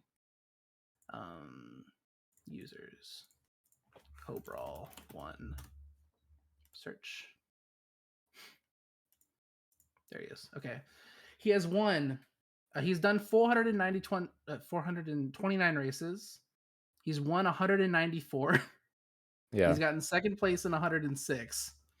He's gotten third place in 32 races, and he's only forfeited like 60 times. That's insane. Yeah, he's just an active runner in like all games. This is over 7 years or 6 years of races. Yeah. So this man doesn't lose races, is what I'm trying to say. So he's coming in with a competitive mindset, which I fucking respect. But even for me, I am pretty surprised by his run in this tournament. Like beating Noob, even being Zeb, like he's on a tangent, and now he's in winners finals, right? Because I remember the second Beat Drowsy tournament, because that was the one that I was in. Kerbal was seated super high, and I was like, this dude, like his runs are old, and he hasn't even been actively running. Why is he seated so high, Halq? And he was like, he doesn't lose races. And then into this tournament, I still didn't believe him, because in that tournament he went 0-2. Yeah, but right, now we're so watching him in the Beat Groudon tournament, and he's just dumping on everybody. That's also why I was like, there's no way this guy gets far. So statistic from Like a Noob, Cobral has won 11 of 14 PMD BRT races on Speedruns Live. Oh, damn. Well, what year was that, though? Because that matters. Like 2014 to 2018. Okay. The later years, of course. 3 out of 4 in Time Darkness. So he's sitting at like a 75% win ratio for PMD races. If you look at my profile on Speedruns Live, I have over 200 forfeits. I don't have the fucking resume this guy has. Okay. Damn. It's wild what this man can do. 7 out of 12 in this guy. Yeah. Yeah, he's fucking running amok in this tournament. And then the other match, or other matches, I guess. Let's talk about, I never actually got around, I don't think, to watching Jay and Yemo, but I heard that was a clusterfuck. They had the Memento Aerodactyl Bidoof. I had heard stories of the Memento doof, but I didn't know what match it was. It was an So Aerodactyl, and Aerodactyl doesn't have much to give anyway. It has a terrible No. HP stat and no other stats to fall back on. It's extremely frail. And for that motherfucker to use Memento and warp himself somewhere else with one of those HP points that he already didn't have, oh no. it was a nightmare. And it was Mount Horn that they had to deal with this in, I think. I don't think it had Memento in Craggy Coast because Bidoof changes movesets Yeah. between Craggy Coast and Mount Horn. So they already had to do the hardest dungeon with probably the hardest Bidoof. And it was ridiculous. I feel like I can speak for a majority of people. Mount Horn is the worst dungeon in this run. It is. I said at one point they should call it Mount Porn because of how often people get fucked in there. Yeah. That's so good. Like it's actually terrible. It's been explained on commentary so many times, but the reason Mount Horn is okay to be that long in the vanilla game is because layouts are extremely simple. You have maybe a floor with like 4 rooms, and they're really big rooms. So it's maybe a couple corridors. And you do that 15 times and you're out. But you can get any kind of layouts in Mount Horn in a randomizer. Yeah. So that's why it's just completely cursed. Essentially just pray your Bidoof isn't suicidal and just like trying to fuck you and everybody else over. Yeah, that match was that could have gone either way, right? Or did Jay at some point get like a nice lead? I think Jay had a pretty healthy lead. I can actually check. They've been keeping track of all the race results Okay. for SGL automatically with their bot. Let me just pull that up real quick. PMD Sky, where are you at? PMD Sky. Okay. Jay versus Yemo. I don't think Yemo finished, but Jay had a 43. Let me see when Yemo. Actually, if Yemo forfeited, he must not have been that close. That's the main thing. Like the fact that he got a 43, like that says alone how fucked up that ROM file was. Like, yeah, people be getting like what's our average? You would say like 30, 35 ish. I think the average is like average for the tournament is probably around like 38. 38. Like somewhere between 35 and 40. Yeah. I feel like later on, for these last games that we're gonna see, I feel like the average is gonna be way fucking lower. Yeah, all the averages for like the top 8 is like sub 35. Like people, if you're at 30 minutes, you haven't finished yet, your opponent can finish at any time. That's the scariest thing that can happen to you in a run. Yeah, it's been a tournament where you can't watch your opponent. I think that's what makes it so interesting, or like crazy to run. Part of it also is that it's also best of 1. Yeah. So none of our other tournaments have been best of 1. It's always been best of 3 or best of 5. So what is the reasoning for this? So the reasoning is that we didn't know how long these races were going to go. Oh wait, Yemo died to Groudon apparently, by the way. So he probably could have won that match if he didn't die, which is nuts. All right, anyway, sorry, go on. Yeah, so it's best of 1 because we didn't have any data on how long these races would take. We had 2 races that we did on race time, and the first one I won with a 56, and the second one Cobra won with like a 48. Like that's all the data we had for how long these races would take. Okay. So we're asking runners with that data to take out almost 3 hours of their day to run a best of 3, potentially if it went to game 3. And that just seems like a lot to ask for people that already don't have. Well, I think that's fair. Like I was talking about this on my stream before. Like I think that's fair for like the first like 2 rounds. I feel like once you get to maybe not quarterfinal, but definitely the semi, I feel like it should turn into best of 3. After we started seeing matches and match results, I did propose making the final 4 or whatever best of 3, just to give it a little bit more, I don't want to say legitimacy, but like room for error. And I'm trying to see what everyone else said. Well, I think it makes it more. I think the moment you turn something from a best of 1 to a best of 3, it becomes more skill based. Like, so I said, given that the top level players are consistently able to get times under an hour, how does everyone feel about making top 4 best of 3? And then Shady said, just imagine Grands going into game 6 bracket reset. And then Noob said, I'm thinking back to our last tournament where they couldn't find the time to do it because it was going to take too long. Time crunch makes me hesitant to do it because we're already asking people to do a lot of matches in a short amount of time. An hour is easy to come by, but 2 to 3 might not be. So it was partly due to how tight our schedule is for this event that we didn't want to do it. I just didn't get any support on that idea, so I just kind of ditched it. If I had known you were fighting for support for this, I would have fully been Well, there as well. I wanted to ask leaderboard mods and people, like a small group of people, just see what they thought, just before I said it out loud and look like a fucking idiot, you know? Yeah.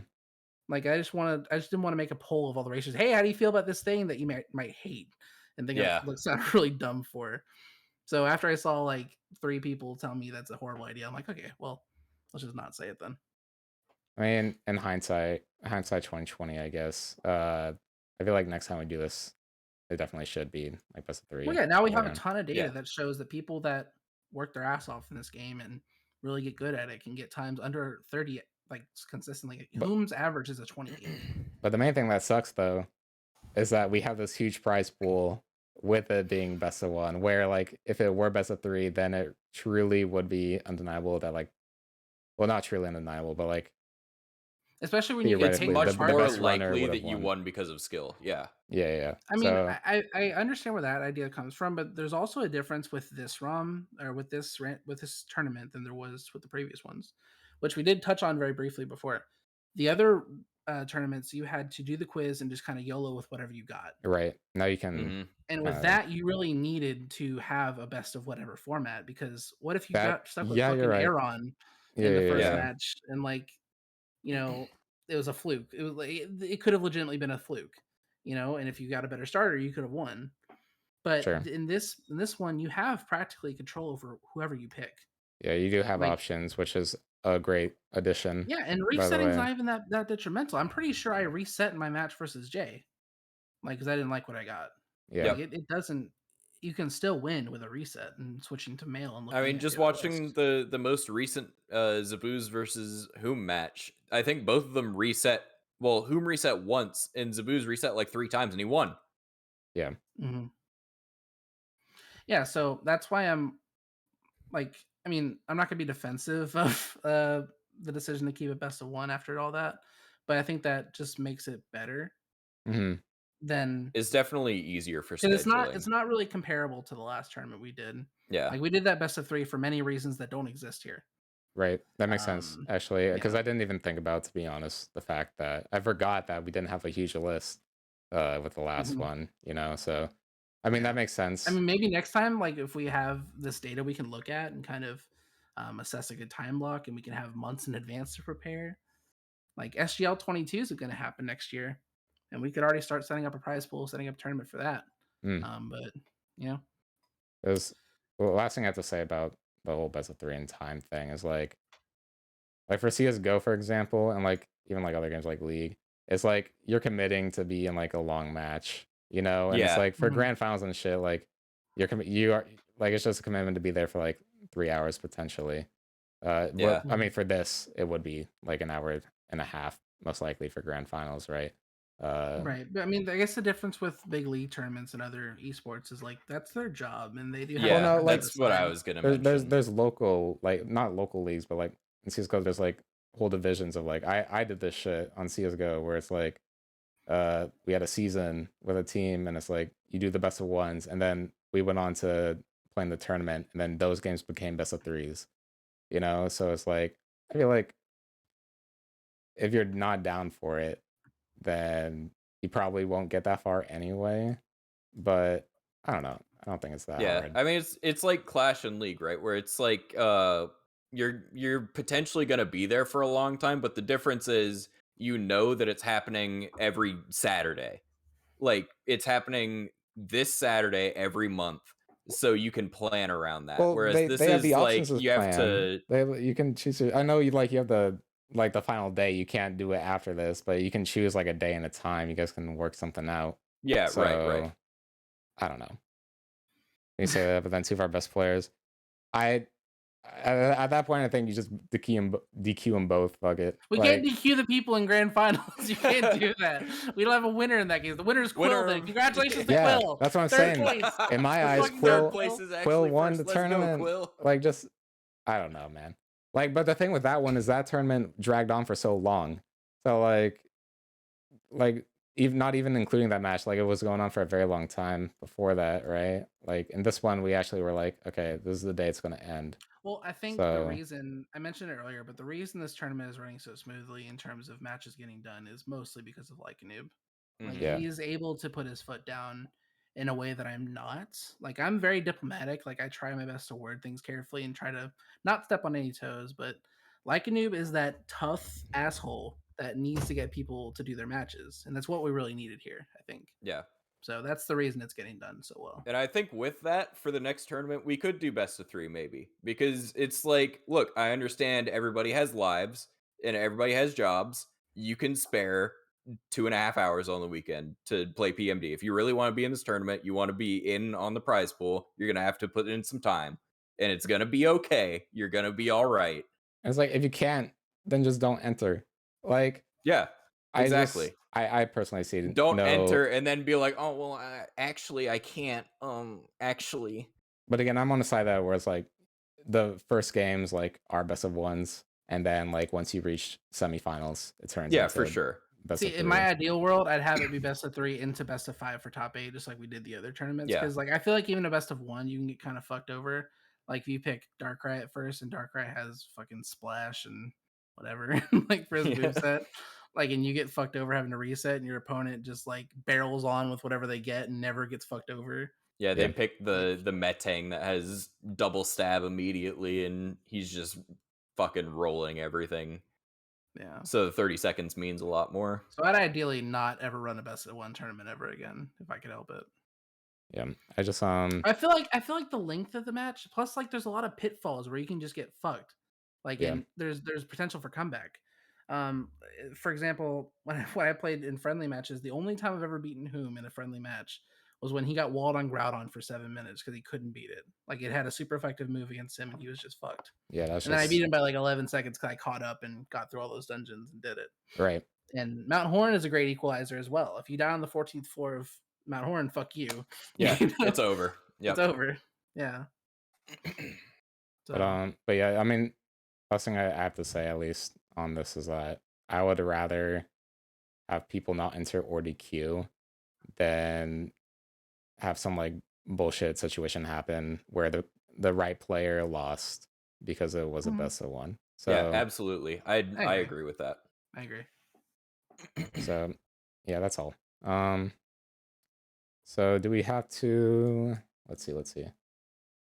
Any other matches that stood out to you guys, by the way? I know the Zeb Pneumus game, in my opinion, was pretty fire.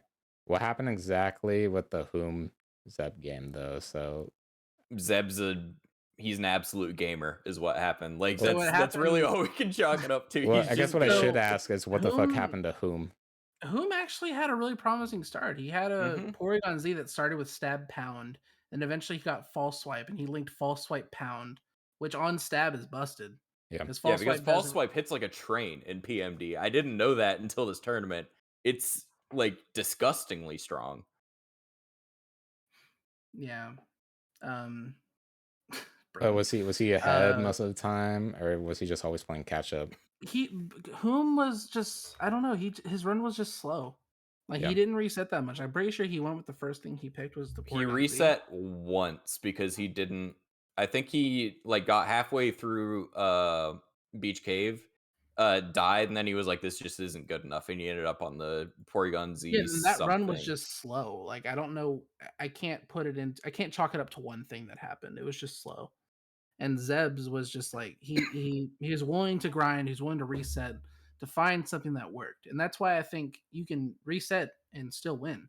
Like I've won races where I reset 5 minutes in, and because I picked something that's fucking awesome, I was able to catch up to everybody. Because the amount of time you spend trudging along with something that sucks can be easily made up by resetting and going with a total badass. You know? Yeah, that's true. And then did we talk about the Cold Brawl game versus Whom too? Because like the fact that Whom is like already out is such a big upset for me that I just in can't. one day he went from winners to out. I was telling Cobral all week, you're gonna beat Whom. I believe in you. You're gonna beat Whom. I mean, I said the same thing with Juicebox, but you know, same intensity. Like you're gonna do it. I believe in you. You got this. And what happened in that game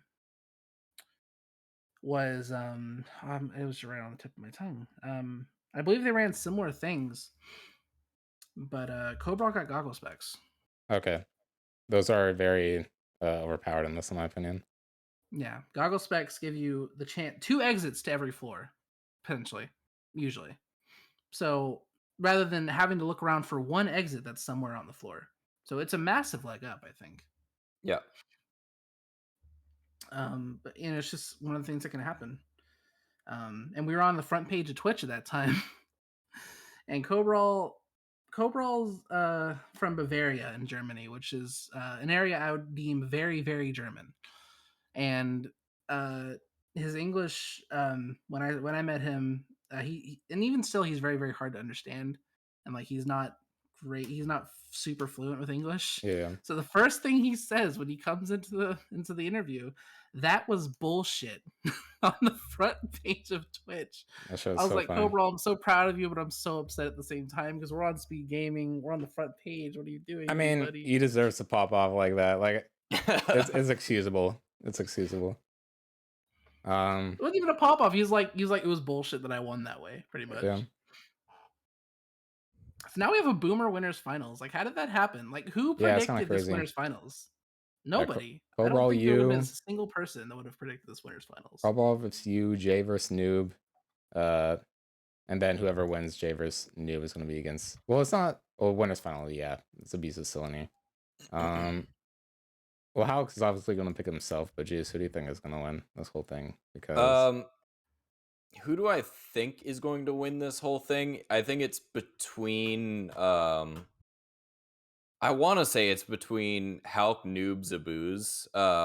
I respect Jay. I think he's a super good player. Noob, Zabooz, Cobra, and Jay. Yeah, it's one of those guys for sure. It's definitely one of those guys. But I think Halq probably has it in the bag for Cobra. I think you undersell yourself a lot. I think you're very good at it. Oh, I think you'll I've be been able to get very, grands. I've been very open about how much I've beaten Cobra. Cobra has not beaten me since we started doing these randos. Yeah. So I think you're going to be perfectly fine. But at the same time, the same could be said for Zabooz versus Whom. Right. Yes, yeah. Zabooz has never beaten Whom in a friendly race. So anything could happen, really. And I respect Jay as a player. I think Noob is going to beat him because Noob has been putting up ridiculous times. And then Zabooz Noob, I have no idea because like they're putting up basically the same amount of just ridiculous times. I can't predict that. Shut up, Jacob. I just don't want to play. Like, what do you want? What do you want from me? If I don't want to play, I don't want to play. I'll sit in Mount Bristle for 30 minutes. Fucking bet I won't. Because, like, since it's like best of one, I think anything can happen. That being said, like, Zeb, I think he's gonna win. Him. I want to see Zeb win. I think it's gonna be grand finals. I want to see Zeb win. No offense, Halq. I want to see grand finals, Cobra, Zeb. I just think that the rematch from the first round of winners. Yeah. The two most unlikely people, I think, to be in grand finals just going off. We posted the top 6 image of who's all in the top 6 and who they lost to, and everyone's like, wow, everybody that Cobra beat is still in. The only reason that there's one less person that Cobra beat is because they were against each other. So the person that's been wanting a comeback, another chance at Cobra for the longest time, making it back to grand finals. That's a storybook ending I could be happy with for sure. Yeah, that's an anime protagonist arc right there. Yeah, I'm down. I think the storyline. I'm gonna try to avoid it, but I'm down.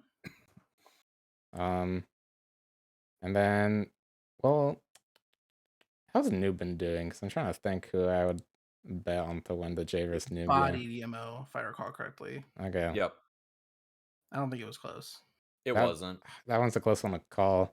I just don't know. Like, I don't want to stroke myself off too much, but the same shit that made me lose my match to Yimo happened to Yimo in the Noob match. So he had no shot. There was no chance he was gonna win.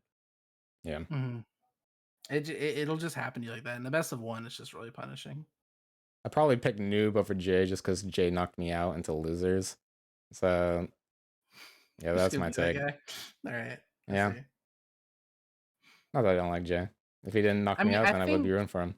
I think Jay he's not consistent, but when he goes off, he goes off. Honestly, Yeah, that's that's how the he thing. beat. Yeah, That's how he beat Yemo, and I that's just how he beat. I don't know how much he's been practicing, which I think is gonna matter. It was like when I Yeah. lost, I was like, I don't know if I'm getting washed or like crack J. I mean, Like, Jay has completely been sheltering himself from practice. Like, I mean, we don't even know if he has been practicing. If he has been, it's been completely private, aside from like one stream. I think he did. which I know you're in the I know you're in the chat, Jay. Just don't even answer that question. Let noob be in the dark. I think that's how you approach this. Then for you versus Cole, or yeah, you versus Cole Brawl Hulk. I don't even want to predict that one. I'm gonna leave that one alone. It's cool. It's happening on Wednesday, by the way. Wednesday. So yeah, that's happening And Wednesday. Noob J is Tuesday. What times, you know? Yeah, let me get that up. Noob J is 3 p.m. Eastern Standard Time on Tuesday, and then me versus Cobral is 5:30 p.m. Eastern Standard Time on Wednesday. Those are the only two matches we can do right now. Actually, Yeah. we're at that point where we're bottlenecking, and we can only do certain matches. So, So let's see. Is there any other match that you guys want to talk about, like in the past? Anything interesting? Anything that was I guess we can just unexpected? call out the biggest upset. Yeah. I think the biggest upset in winners. Can you scroll down a little bit? Yeah, sorry, I'm trying to fucking. I think it's probably still just Yemo versus Jay. Or this shit's Like, so because broken. Yemo is fresh, young blood. Like, you know, he's a new guy. He's in his prime, if you will. Yeah. But Jay has been kind of absent for a very, very prolonged period of time. So And to see Jay that for clutch my it out- money actually was a huge upset. seeding wise, no, but seeding was done based off tournaments that happened 3 years ago, 4 years Yeah. ago, 2 years ago. So We already talked about the Zev upsets. We don't need to go over those more. and in losers, I think it wasn't an upset, but the closest match that shouldn't have been that close of a match, to be honest, is someone versus Eponymus. Eponymus was losing literally the entire match. And then all of a sudden, like, his Foggy was insane, his Steam K was insane, and then he got there like right before someone. Wait, so which was that the one I commentated with you? Or no? Which Yeah, one? I think that might have been it, yeah. I can check actually. All I know is that it was an Eponymus game. I don't know. I can't remember. Oh no. You commentated Eponymus versus Deltnix. Oh, okay. Yeah, let's talk about that. I was drunk as fuck when I commentated that, by the way. Apparently Halq told me I kept my composure. I don't know. He told me. You sound like a normal commentator to me. All right. I don't know, maybe. I wanted to commentate more. I just never really was able to do them. But commentating was actually really fun, and I would next tournament I definitely want to do more of it. But yeah, I think our tournament's been really upset free, which is crazy given how much talent's here. Like, there's not a match I can look at and go, I completely didn't expect that until like winners semifinals with Whom and Zaboos. Yeah. Like, every match is like, yeah, I can kind of see that. That was understandable. I didn't expect Carbossi to beat Easton though, to be quite honest. Just because Easton had done well historically, and for once he was actually going to practice. So compared to somebody who's coming in from Super, who's, you know, probably more hardwired to play slow and cautious, I didn't expect that, to be honest. I'm trying to think of anything else. Well, about the bracket, I don't really think of anything, but can we just talk about, we have a $1,300 prize pool for a PMD game. Yeah, it's like, it just really snowballed. Like, we had $81, like I said, then all of a sudden Cappy Para drops a $600 donation and pretty much makes it okay to have big money in this tournament. Yeah. And then from there, we started approaching I pretty much called out every big donation. We had $70 from Reiner. We had an anonymous $170 donation that I was told about. Oh, that's nuts. And that put us into the featured side tournament tier. And then at the last minute, everybody started becoming an eBay auctioneer and like trying to snipe it. Yeah. And I pinged everyone, and we got like another $125 in there. And we how close were we from not making it at the very end? there's the tournament that's just outside the threshold is Minecraft 2v2 Archipelago. Oh, really? That me and Noob are in and about to win actually. Yep. They Gamers. gamers, Team PMD. They're at $1,000, and it's been one guy donating $500 twice. So if he donated another $500, and then Skyward Sword raised their amount a little bit when we were dry, we could have been out of it. But Yeah. the Minecraft people actually weren't around at the time. I just want to know how many people looked at our game on that list and were like, wait, people actually fucking like run this game? Yeah, I didn't so even know. play this. I did do a server search, and I didn't see anything in the SGL server. They may have been talking in their own individual server. Like, who the fuck cares about this game? Like, why does it have this much money? Yeah. And it makes me think, like, I mentioned it to you guys earlier, but like, if we can raise $1,200 for just or $1,300 for a tournament of a randomizer, what can we do for, like, for charitable causes? Yeah. What if we ran a PMD marathon with all of the games in a row, a lot of categories featured, and made it for charity? Like, what would we be capable of then? Yeah. Like, it just really makes me think about that kind of thing. I think PMD just has so much potential on that front because, like, in my opinion, like Super Mario 64, for example, perfectly fine speed game, really cool.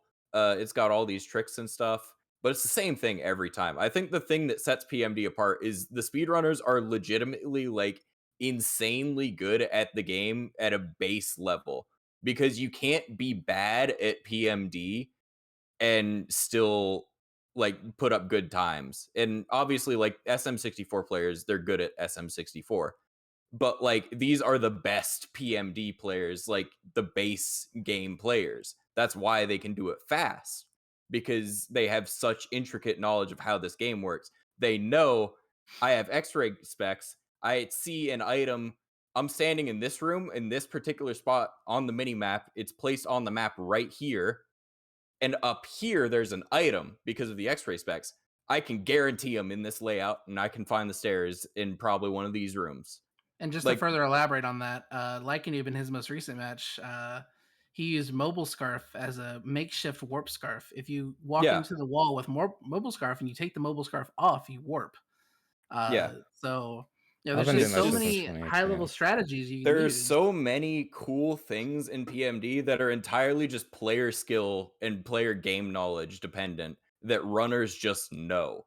It's insane. I think it's one of the coolest speed games I've ever seen. Mhm. Except for Yeah, me, and, who's like, still learning what movements- moves do mid-match. Good movement in Yeah. PMD is hard. It Because is like hard, Uh-huh.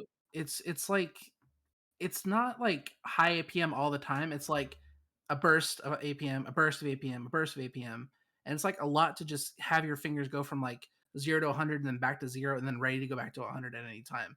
Mhm. Because like Yeah. a lot of times where you're doing absolutely nothing, and then especially in like BRT quick save and Sky any percent where you're basically it's all movement. Yeah. It's rough. Like, if you mess up once, like you can run out of belly, you can run into an enemy and they can kill you. So you have to be very precise, and you're punished so hard for not being precise in this game. I will say I want to see TLDR more. PMD is cool. I want to see more tournaments with like a actual prize pool later on, if it's possible to do. Even if it's just like I don't know if we'll ever hit something like this again. Like this could be, and probably will be like such a one-time thing where we have a tournament like this with a prize pool Yeah. this big. Could be. But even yeah. if it's just like $20, like I want to see another tournament with a prize pool, like charity at some point. Well, we'll get around to it. I think the prize pool aspect could bring out more people along the lines and make it more competitive.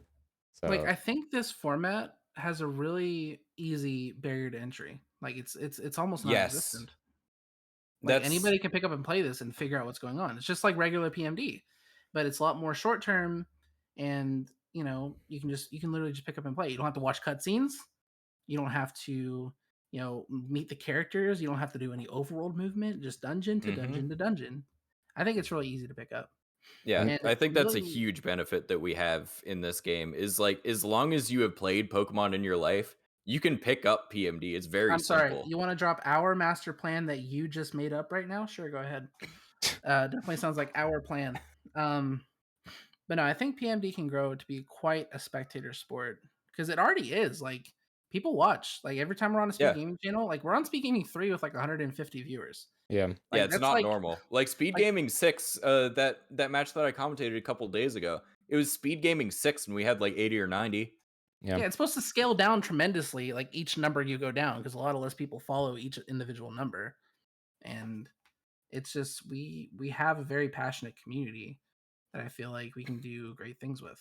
And I think for the people that do hate this format, we could also expand this to like doing other sure, events, you like I know? had an idea that I've talked about before, and I think I might have talked about it on commentary once, but like if we can get the randomizer and the FTX ROM to go all the way to the end of the game, I was thinking some kind of like format where you have a week to practice the seed that you're given, and then you play it in a tournament match. Yeah. That would be cool. Yeah, See, but it's like full game. an idea like that's kind of cool.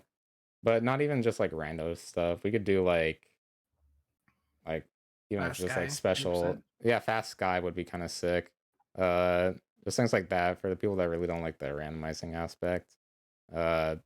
If we were to do that, it's like, all right, go fucking show your skill there. Feasible Then to do non-random tournament with a cutsceneless ROM in like March or April of next year into doing SGL 2021. Yeah, cutsceneless Sky is about, I think everyone's getting like 140 on the cutsceneless ROM, which it's not quite the FTX ROM for Groudon yet. There's a lot of overworld movement you still have to do because it's meant to practice you for Sky any percent or Sky whatever you're doing. But if we can make it fully FTX-ized, it could be like 130-ish, I think. But yeah, A okay. VTuber to join whatever this is someday. Nah, you could at some point if you want to be on. Yeah, we'll talk about it later. Anyway, okay. So I'm actually gonna run to the bathroom real quick, but before I dip, I'll leave you guys because with this topic, who were your favorite? Because you guys both commentated in this, so who was your guys' favorite commentators to listen to? And then also, who's your like go-to guy to duo with on the comms? I'll leave you with that. I think my favorite person is probably the same person. I think Juicebox has a very good voice for like radio and like narration in general. It's like I think your voice is really, really easy to listen to. Yeah. And like you speak with authority. Like even when you just came back to PMD and you're not expected to know exactly what you're doing, you're like, well, Haunter is good because he has this, and he's bad because he has this. So you kind of have to weigh those possibilities. I'm like, how the fuck do you already know that? like I believe you, but like, you know, like I believe you because of your tone. Like you sound like you know what the fuck you're talking about. And that's actually exactly what I'm shooting for, because a lot of the time I'm like, there's like a 50% chance that I'm right on this. I'm just gonna say it authoritatively and assume that I'm right. And as the other commentator will tell me if I'm wrong, you know?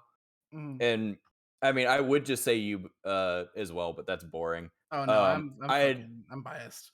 I love commentating with Zabooz. Zabooz is my buddy. Sometimes it's difficult to understand him because I'm bad at accents. However, I love talking with Zabooz. He's just such a sweet guy. And also just the game knowledge is very nice. I really enjoy commentating with someone else that is also just like game focused, because I've always been of the opinion with commentary, you have two people. The way it works is you have one person that knows a lot about the game and they can talk about the game, and then number two is a hype man, because that's how it usually is at like professional tournaments for video games, like League of Legends. They'll have one guy that knows exactly what he's talking about. He might be like a coach on the side or something, and he'll be talking exactly about the game. And then you have one guy that's like, oh my god, Faker, look at him go, oh my god. And yeah, that's just how it works. But it's super cool dynamic to have two people that know what they're talking about, and then sometimes you can even have like dissenting opinions on stuff, and I think that's cool. A lot of my favorite discourse and just conversations I've heard have happened on commentary, like people just talking about what things can be improved, what things can be better. And HgFin has a hoodie now. Hello. Hell yeah. So that's the conclusive report on why I hate HgFin. Yeah, he's basically the worst commentator we've ever seen. No. I mean, I wouldn't even be surprised. I did like one game, and it was probably dog shit. You did great. You did great.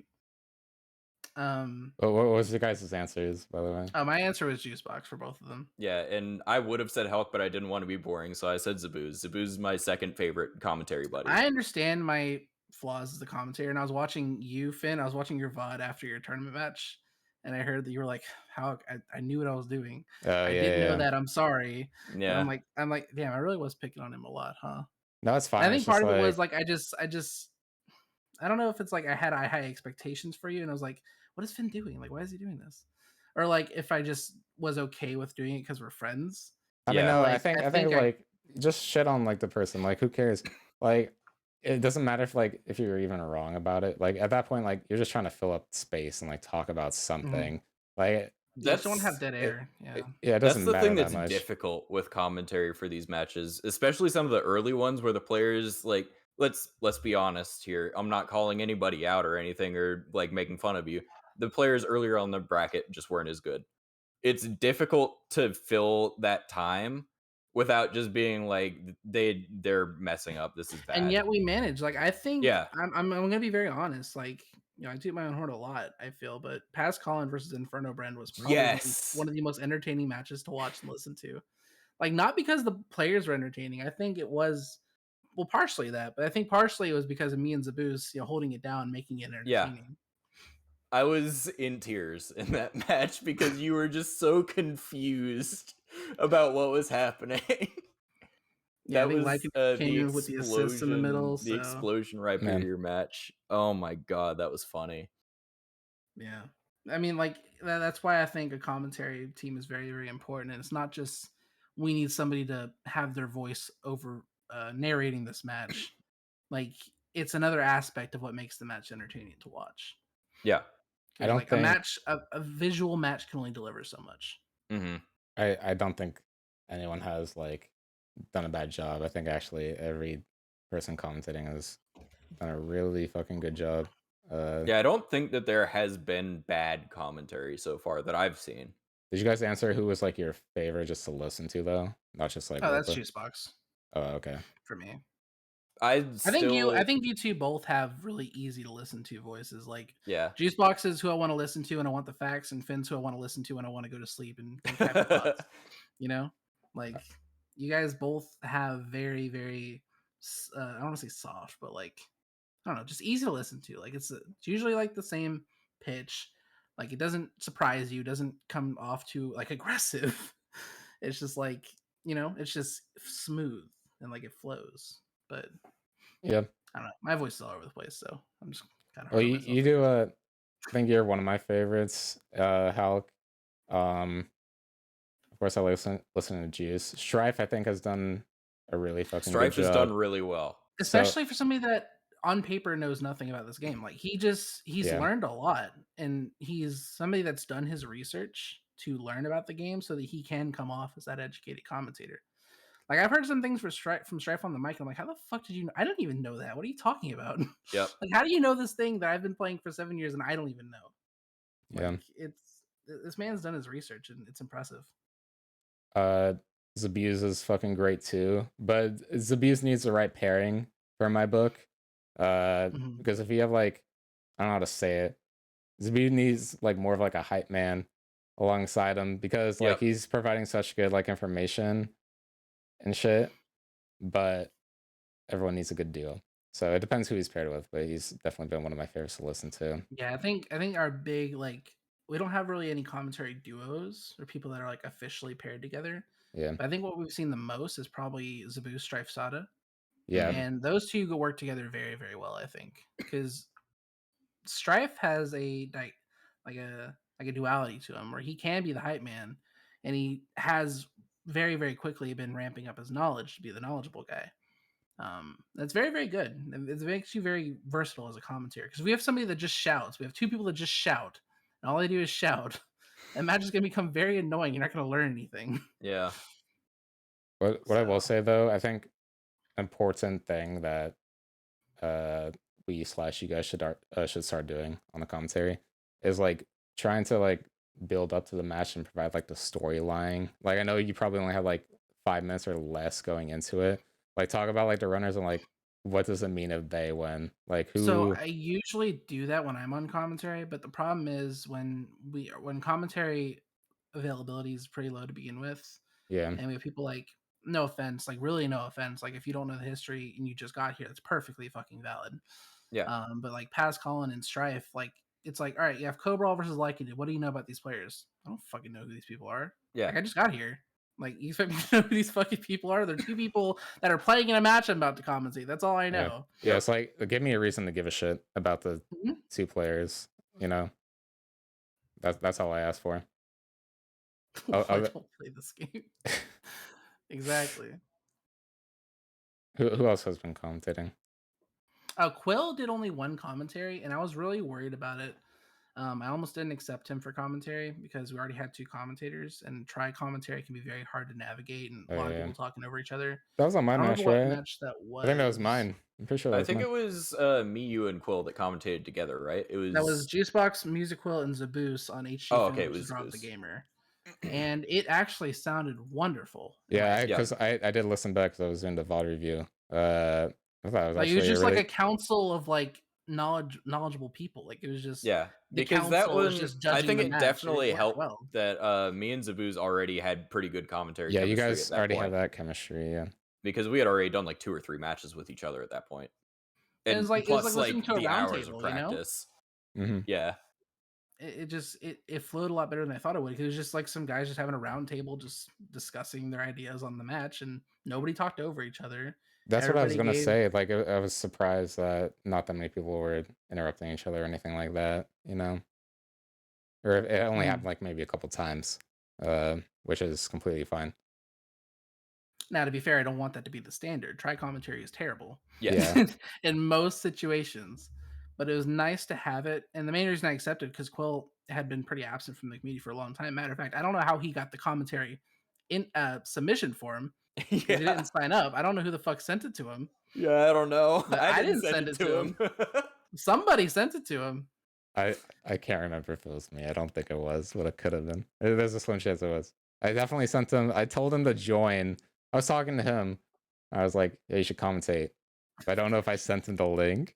All right. He says I have connections. I don't think it was me. Then we're good.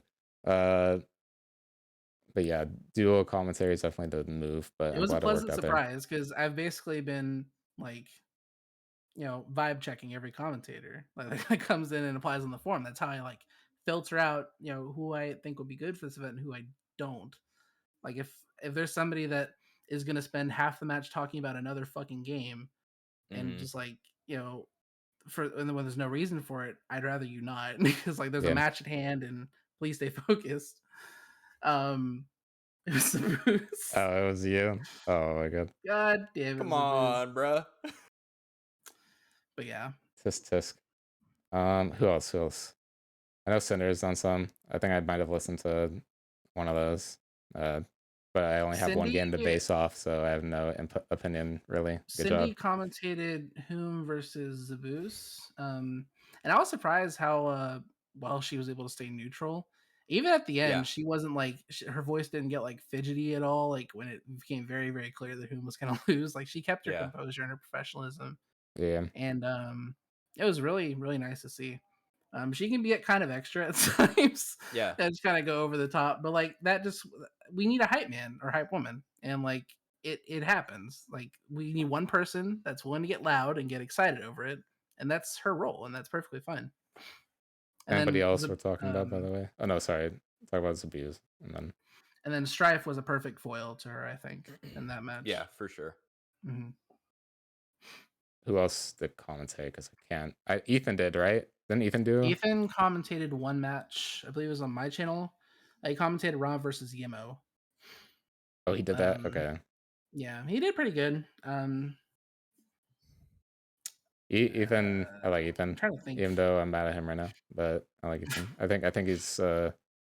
I feel like I need to listen to it, but he's not really soft spoken. So I don't know if he did that solo, if he had anybody, but he needs somebody. Speaking of solo, I think the go with worst him. thing that could happen for a match is solo commentary, and it's not the fault of the commentator. It's like you're expected to focus on two screens at once and provide very, very detailed commentary on what's happening on both screens at once. Yeah. And just naturally, I feel like you're inclined to focus more on the screen, you can hear. Uh-huh. That's my experience. Yeah, it's hard to So really. Well, my solo commentary match, I don't even think it was the one that had audio necessarily. It was just the guy that I thought was going to win, just like Yeah. based on who it was. Because you were supposed to be on commentary for that one, but that was the Pascal and Inferno Bren match. So Sorry, you I were was late not for that coming out of one. that. Yeah, That's my Yeah. rough. bad. So My fucking bad. I had to do solo commentary, and I felt bad at the end of it because I was like, oh, I just talked about the guy that, like, going into the match, I was pretty sure they were gonna win, and they Oh, did, and I Zaboos versus talked about them the Cobra. entire time. Oh, Yeah, was it Zaboos vs. Cobra? I think so. Okay. Because that was Yeah, right after. I think I was looking at Cobral's screen like the entire time and just like saying what he was doing. And then I was like, fuck, I didn't say anything about Zaboos. I felt so bad. It's hard. It's really hard. So I don't think anybody blames you for maybe even or making any mistakes doing solo commentary, you know. Shout out to anybody that had to do that. You're a champion. Anybody else? I feel For like we're commentary, we missing. had Pascal on to do a couple matches, and they actually have a pretty smooth voice to listen to as well.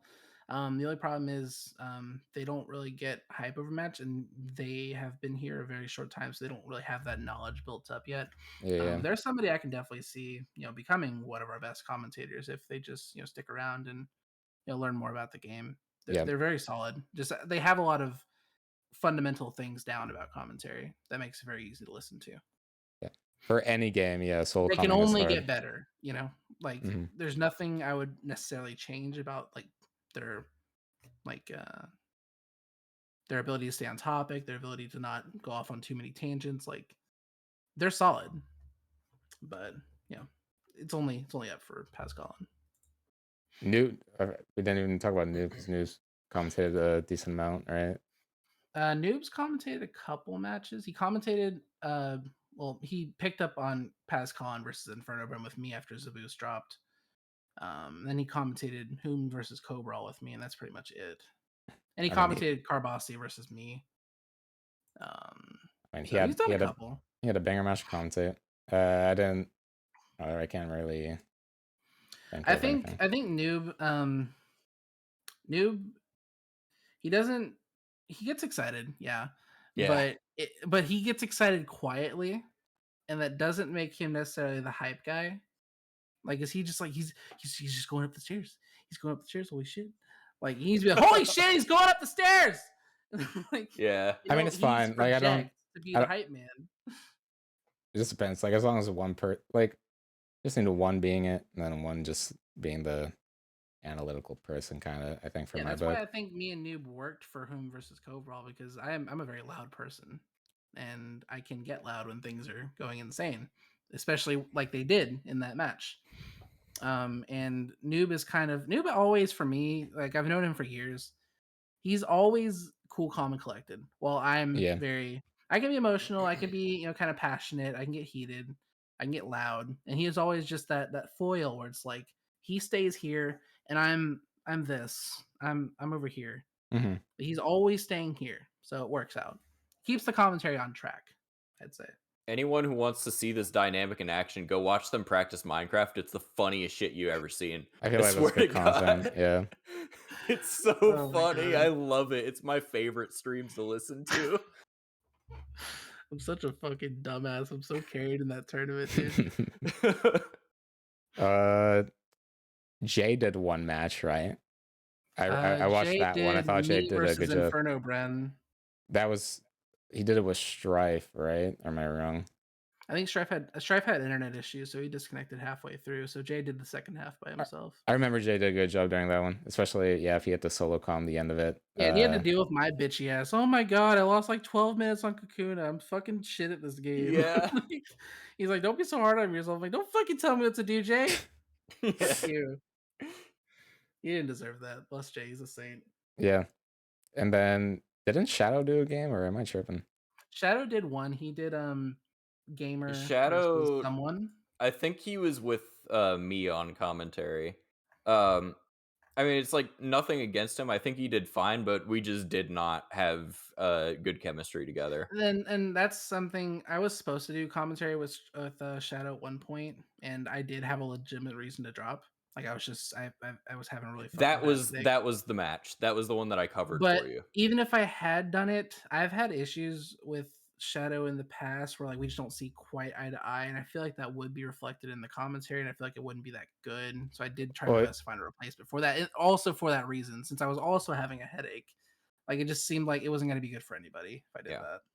for my money, I would love to see Shadow commentate more, and also I would really like to commentate with him. I feel like him and I would be good together. Because I think the match I watched, that you were doing it with him, Juice, I thought he was pretty good at it, and it's not like he's not a knowledgeable guy. He is. Yeah. So I mean, again, it's like it's nothing against him. I'm sure he's like a great guy. I haven't talked to him that much or anything, but we just didn't mesh very well on the commentary, and that it's okay. It happens. I mean, especially because we had no like knowledge that we were going to be together until like 10 minutes before it happened. I mean, it happens. It was no big deal. give me a match with Shadow. I think we would kill it. I'm not gonna lie.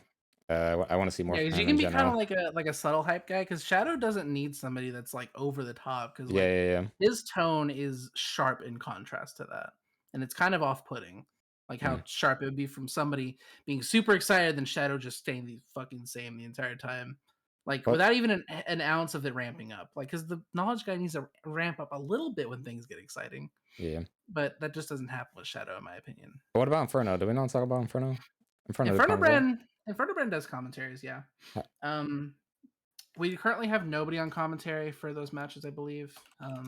Well, we have Zaboose on Lycanese versus Jay, but we have nobody on me versus Cobra. I would love to commentate both of the Wednesday matches, but I'm going to be at my parents'. So, Well, Zaboose has gone ahead and scheduled his match against either opponent for the same time. Yeah. Because he's already scheduled it out and worked it out with both of them, which good on him for doing that. Nice. Inferno Brand as a commentator, I feel like he can get kind of lost on what he wants to say. That's just that's just kind of how he talks, and it is what it is. But I can hear the passion in his voice for the game and him wanting to do a good job explaining. So it's there. He's got it. Just it's hard. Like I have trouble with finding exactly the right word to say. I get stuck. Yeah. I've had freeze frame moments like 10 times during this podcast. Like it happens. But I think the best thing to do is just find ways to overcome it, or possibly just kind of think out a thought maybe 12 times before you actually say it, just to make sure there's no hiccups. And it's perfectly fine to have hiccups. It's it's something you're doing with your free time. So it's not really going to do any good to be harsh about it or be overly critical. But I think Inferno does a lot of things right, and these are only things I think he can do better. I also think that not like Inferno in specific, but dead air is not like a bad thing sometimes. Like you can take like some time to not talk and just watch what's happening, collect some thoughts before you speak again. You don't have to constantly be talking and saying like nonsense. I think it's better even if you take some time just to not say anything. Commentary doesn't have to be Rap God Simulator. Yeah, just take some time, process what's happening, and give like insightful info. Like it doesn't have to be nonstop talking, So, I was gonna say, yeah, I want to see more commentary from Shadow. I want to see more from Ciethan. Ryoner never got to. I feel like Ryoner would. I would pay money for secure account commentary, dude. Because that's also subsequently the secure account voice reveal. Yeah, I think secure account is just gonna do commentary by typing in the chat. Yeah, he's the chat commentator for sure. Like every time somebody doesn't know what the fuck they're talking about, they read chat and say, "Oh, secure account said this, so we're gonna roll with that." That's the information we have now.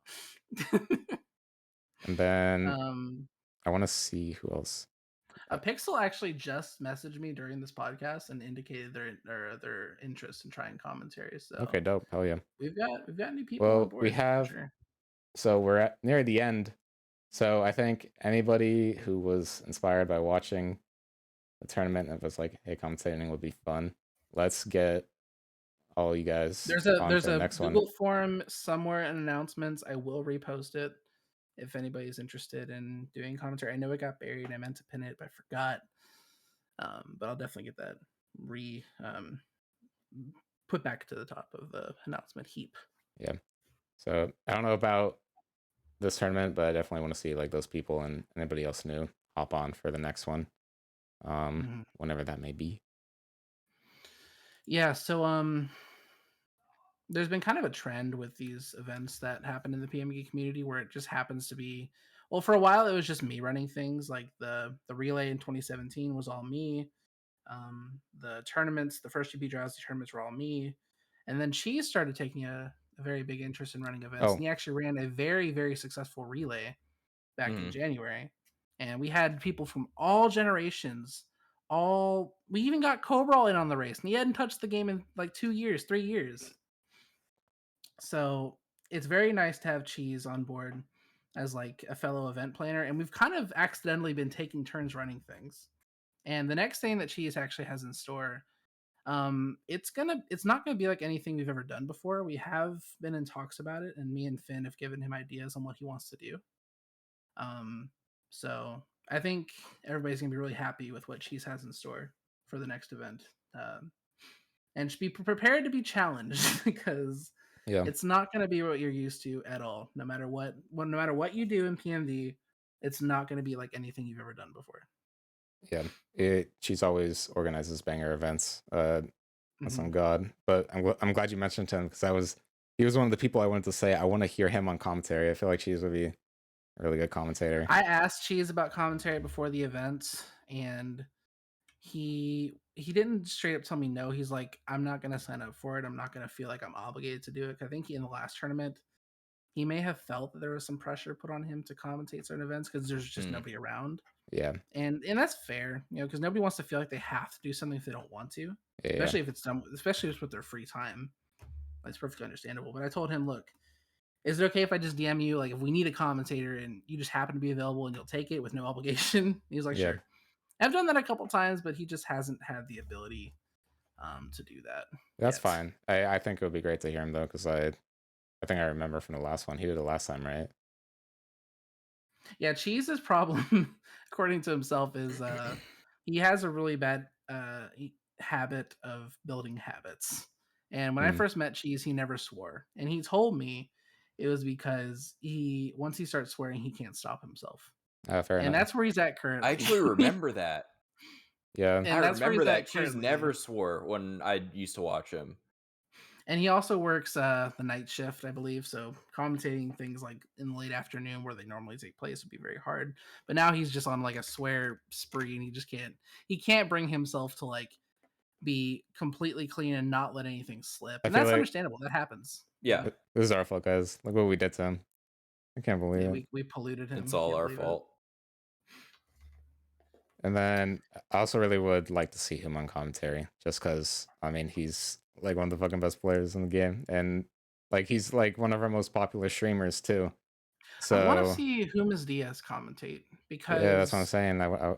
He's like already the first time I've ever commentated with Hum or had him in any commentary position.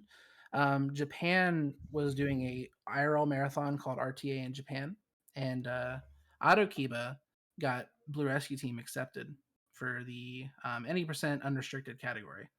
And they reached out to me to see if I wanted to commentate it, and I'm like, well, I don't know anything about BRT, so I'm gonna reach out to Hum and see if he wants to do it as well. And Hum and I had very good chemistry in that event, and then from there he took a very prominent role in commentating both the Beat Drowsy tournaments. Then just from here, I feel like from between those tournaments and now, he got partnered. He's been reaching out to the main series games. He's really deep into college at this point. Like, it may not be in the cards for him to commentate, but I think he is one of the most well-spoken and most knowledgeable commentators we could probably ever have the privilege of having on the mic. That's so exactly hopefully why. At one point before it ends, we have a chance. Yeah, he is definitely super busy now, but he blew up so much between this tournament and the last, and I think him on comms is just great for all the reasons you said. So if not this one, like I said, commentary, that would actually that's a dream come true. Honestly, that'd be banging. Not gonna cap. I have another idea about grand finals. So if you're not aware, Speed Gaming has channels for multiple languages. They have Speed Gaming Espanol, Speed Gaming Francois, Speed Gaming Portuguese. I believe they might have one other as well. I want to see if we have people that speak all those languages that might be able to multicast it to a wider audience, because we did a Pokemon Crystal match on Speed Gaming Portuguese with one Portuguese commentator, and it had 4,000 viewers. That's nuts, man. I don't know why. Like, our English streams maybe got 300. I don't know what the difference was there. They're just that much hype, like, more hype, dude. I don't know, Yeah. man. But like, I feel like there's an untapped market with just people that don't speak English, like that are interested in things, but like just can't get behind commentary they can't understand. And there's no subtitles for other languages Yeah. for people to enjoy these things live. So having that multicasted would be really, really, really wonderful.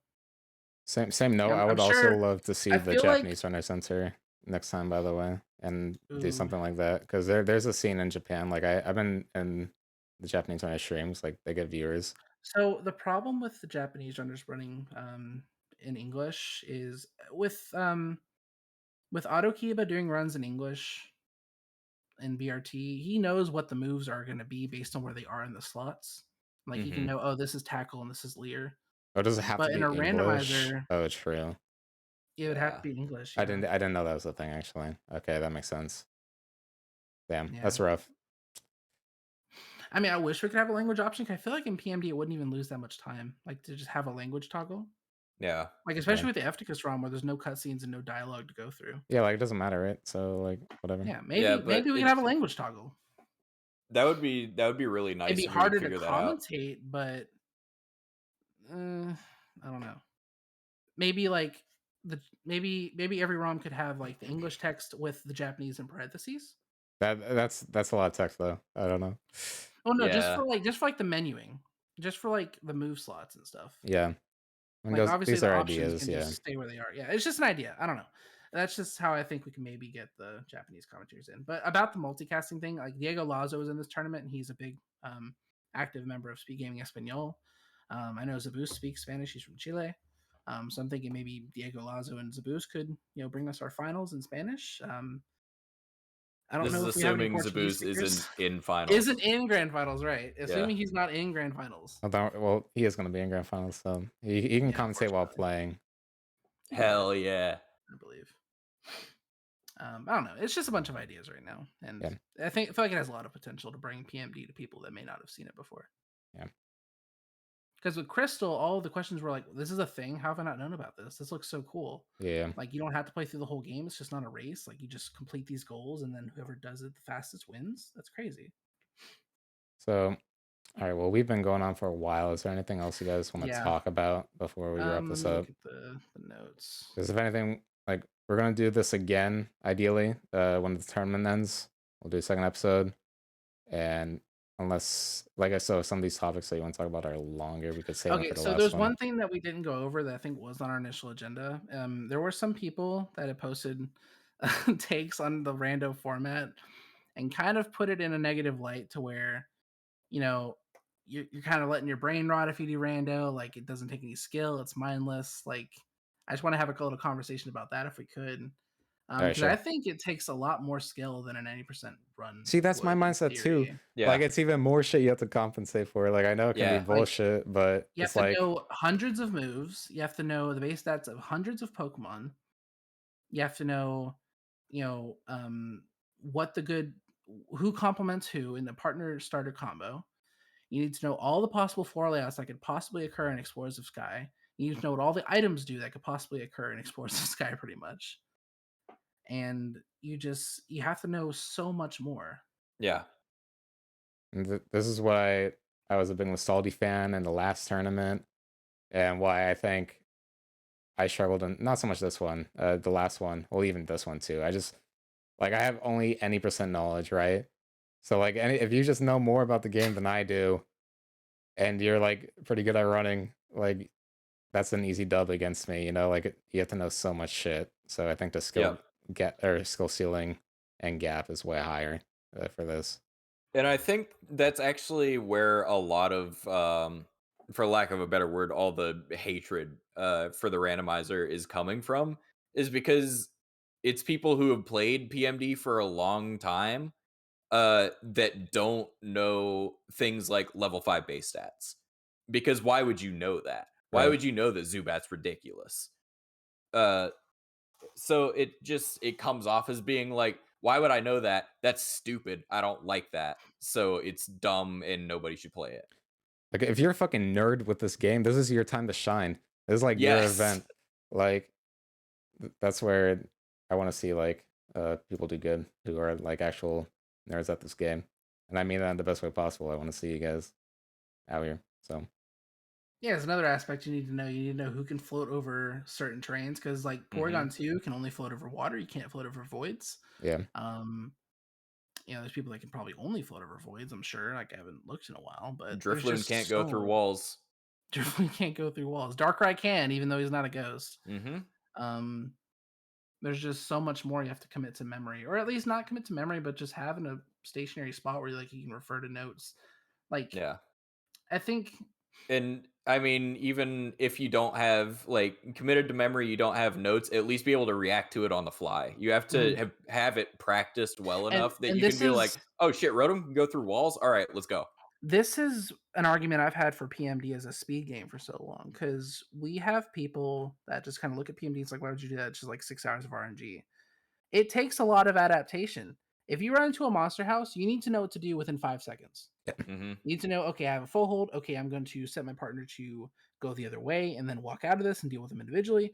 Okay, I'm going to use a Totter Orb and just hope I can get to the stairs fast enough.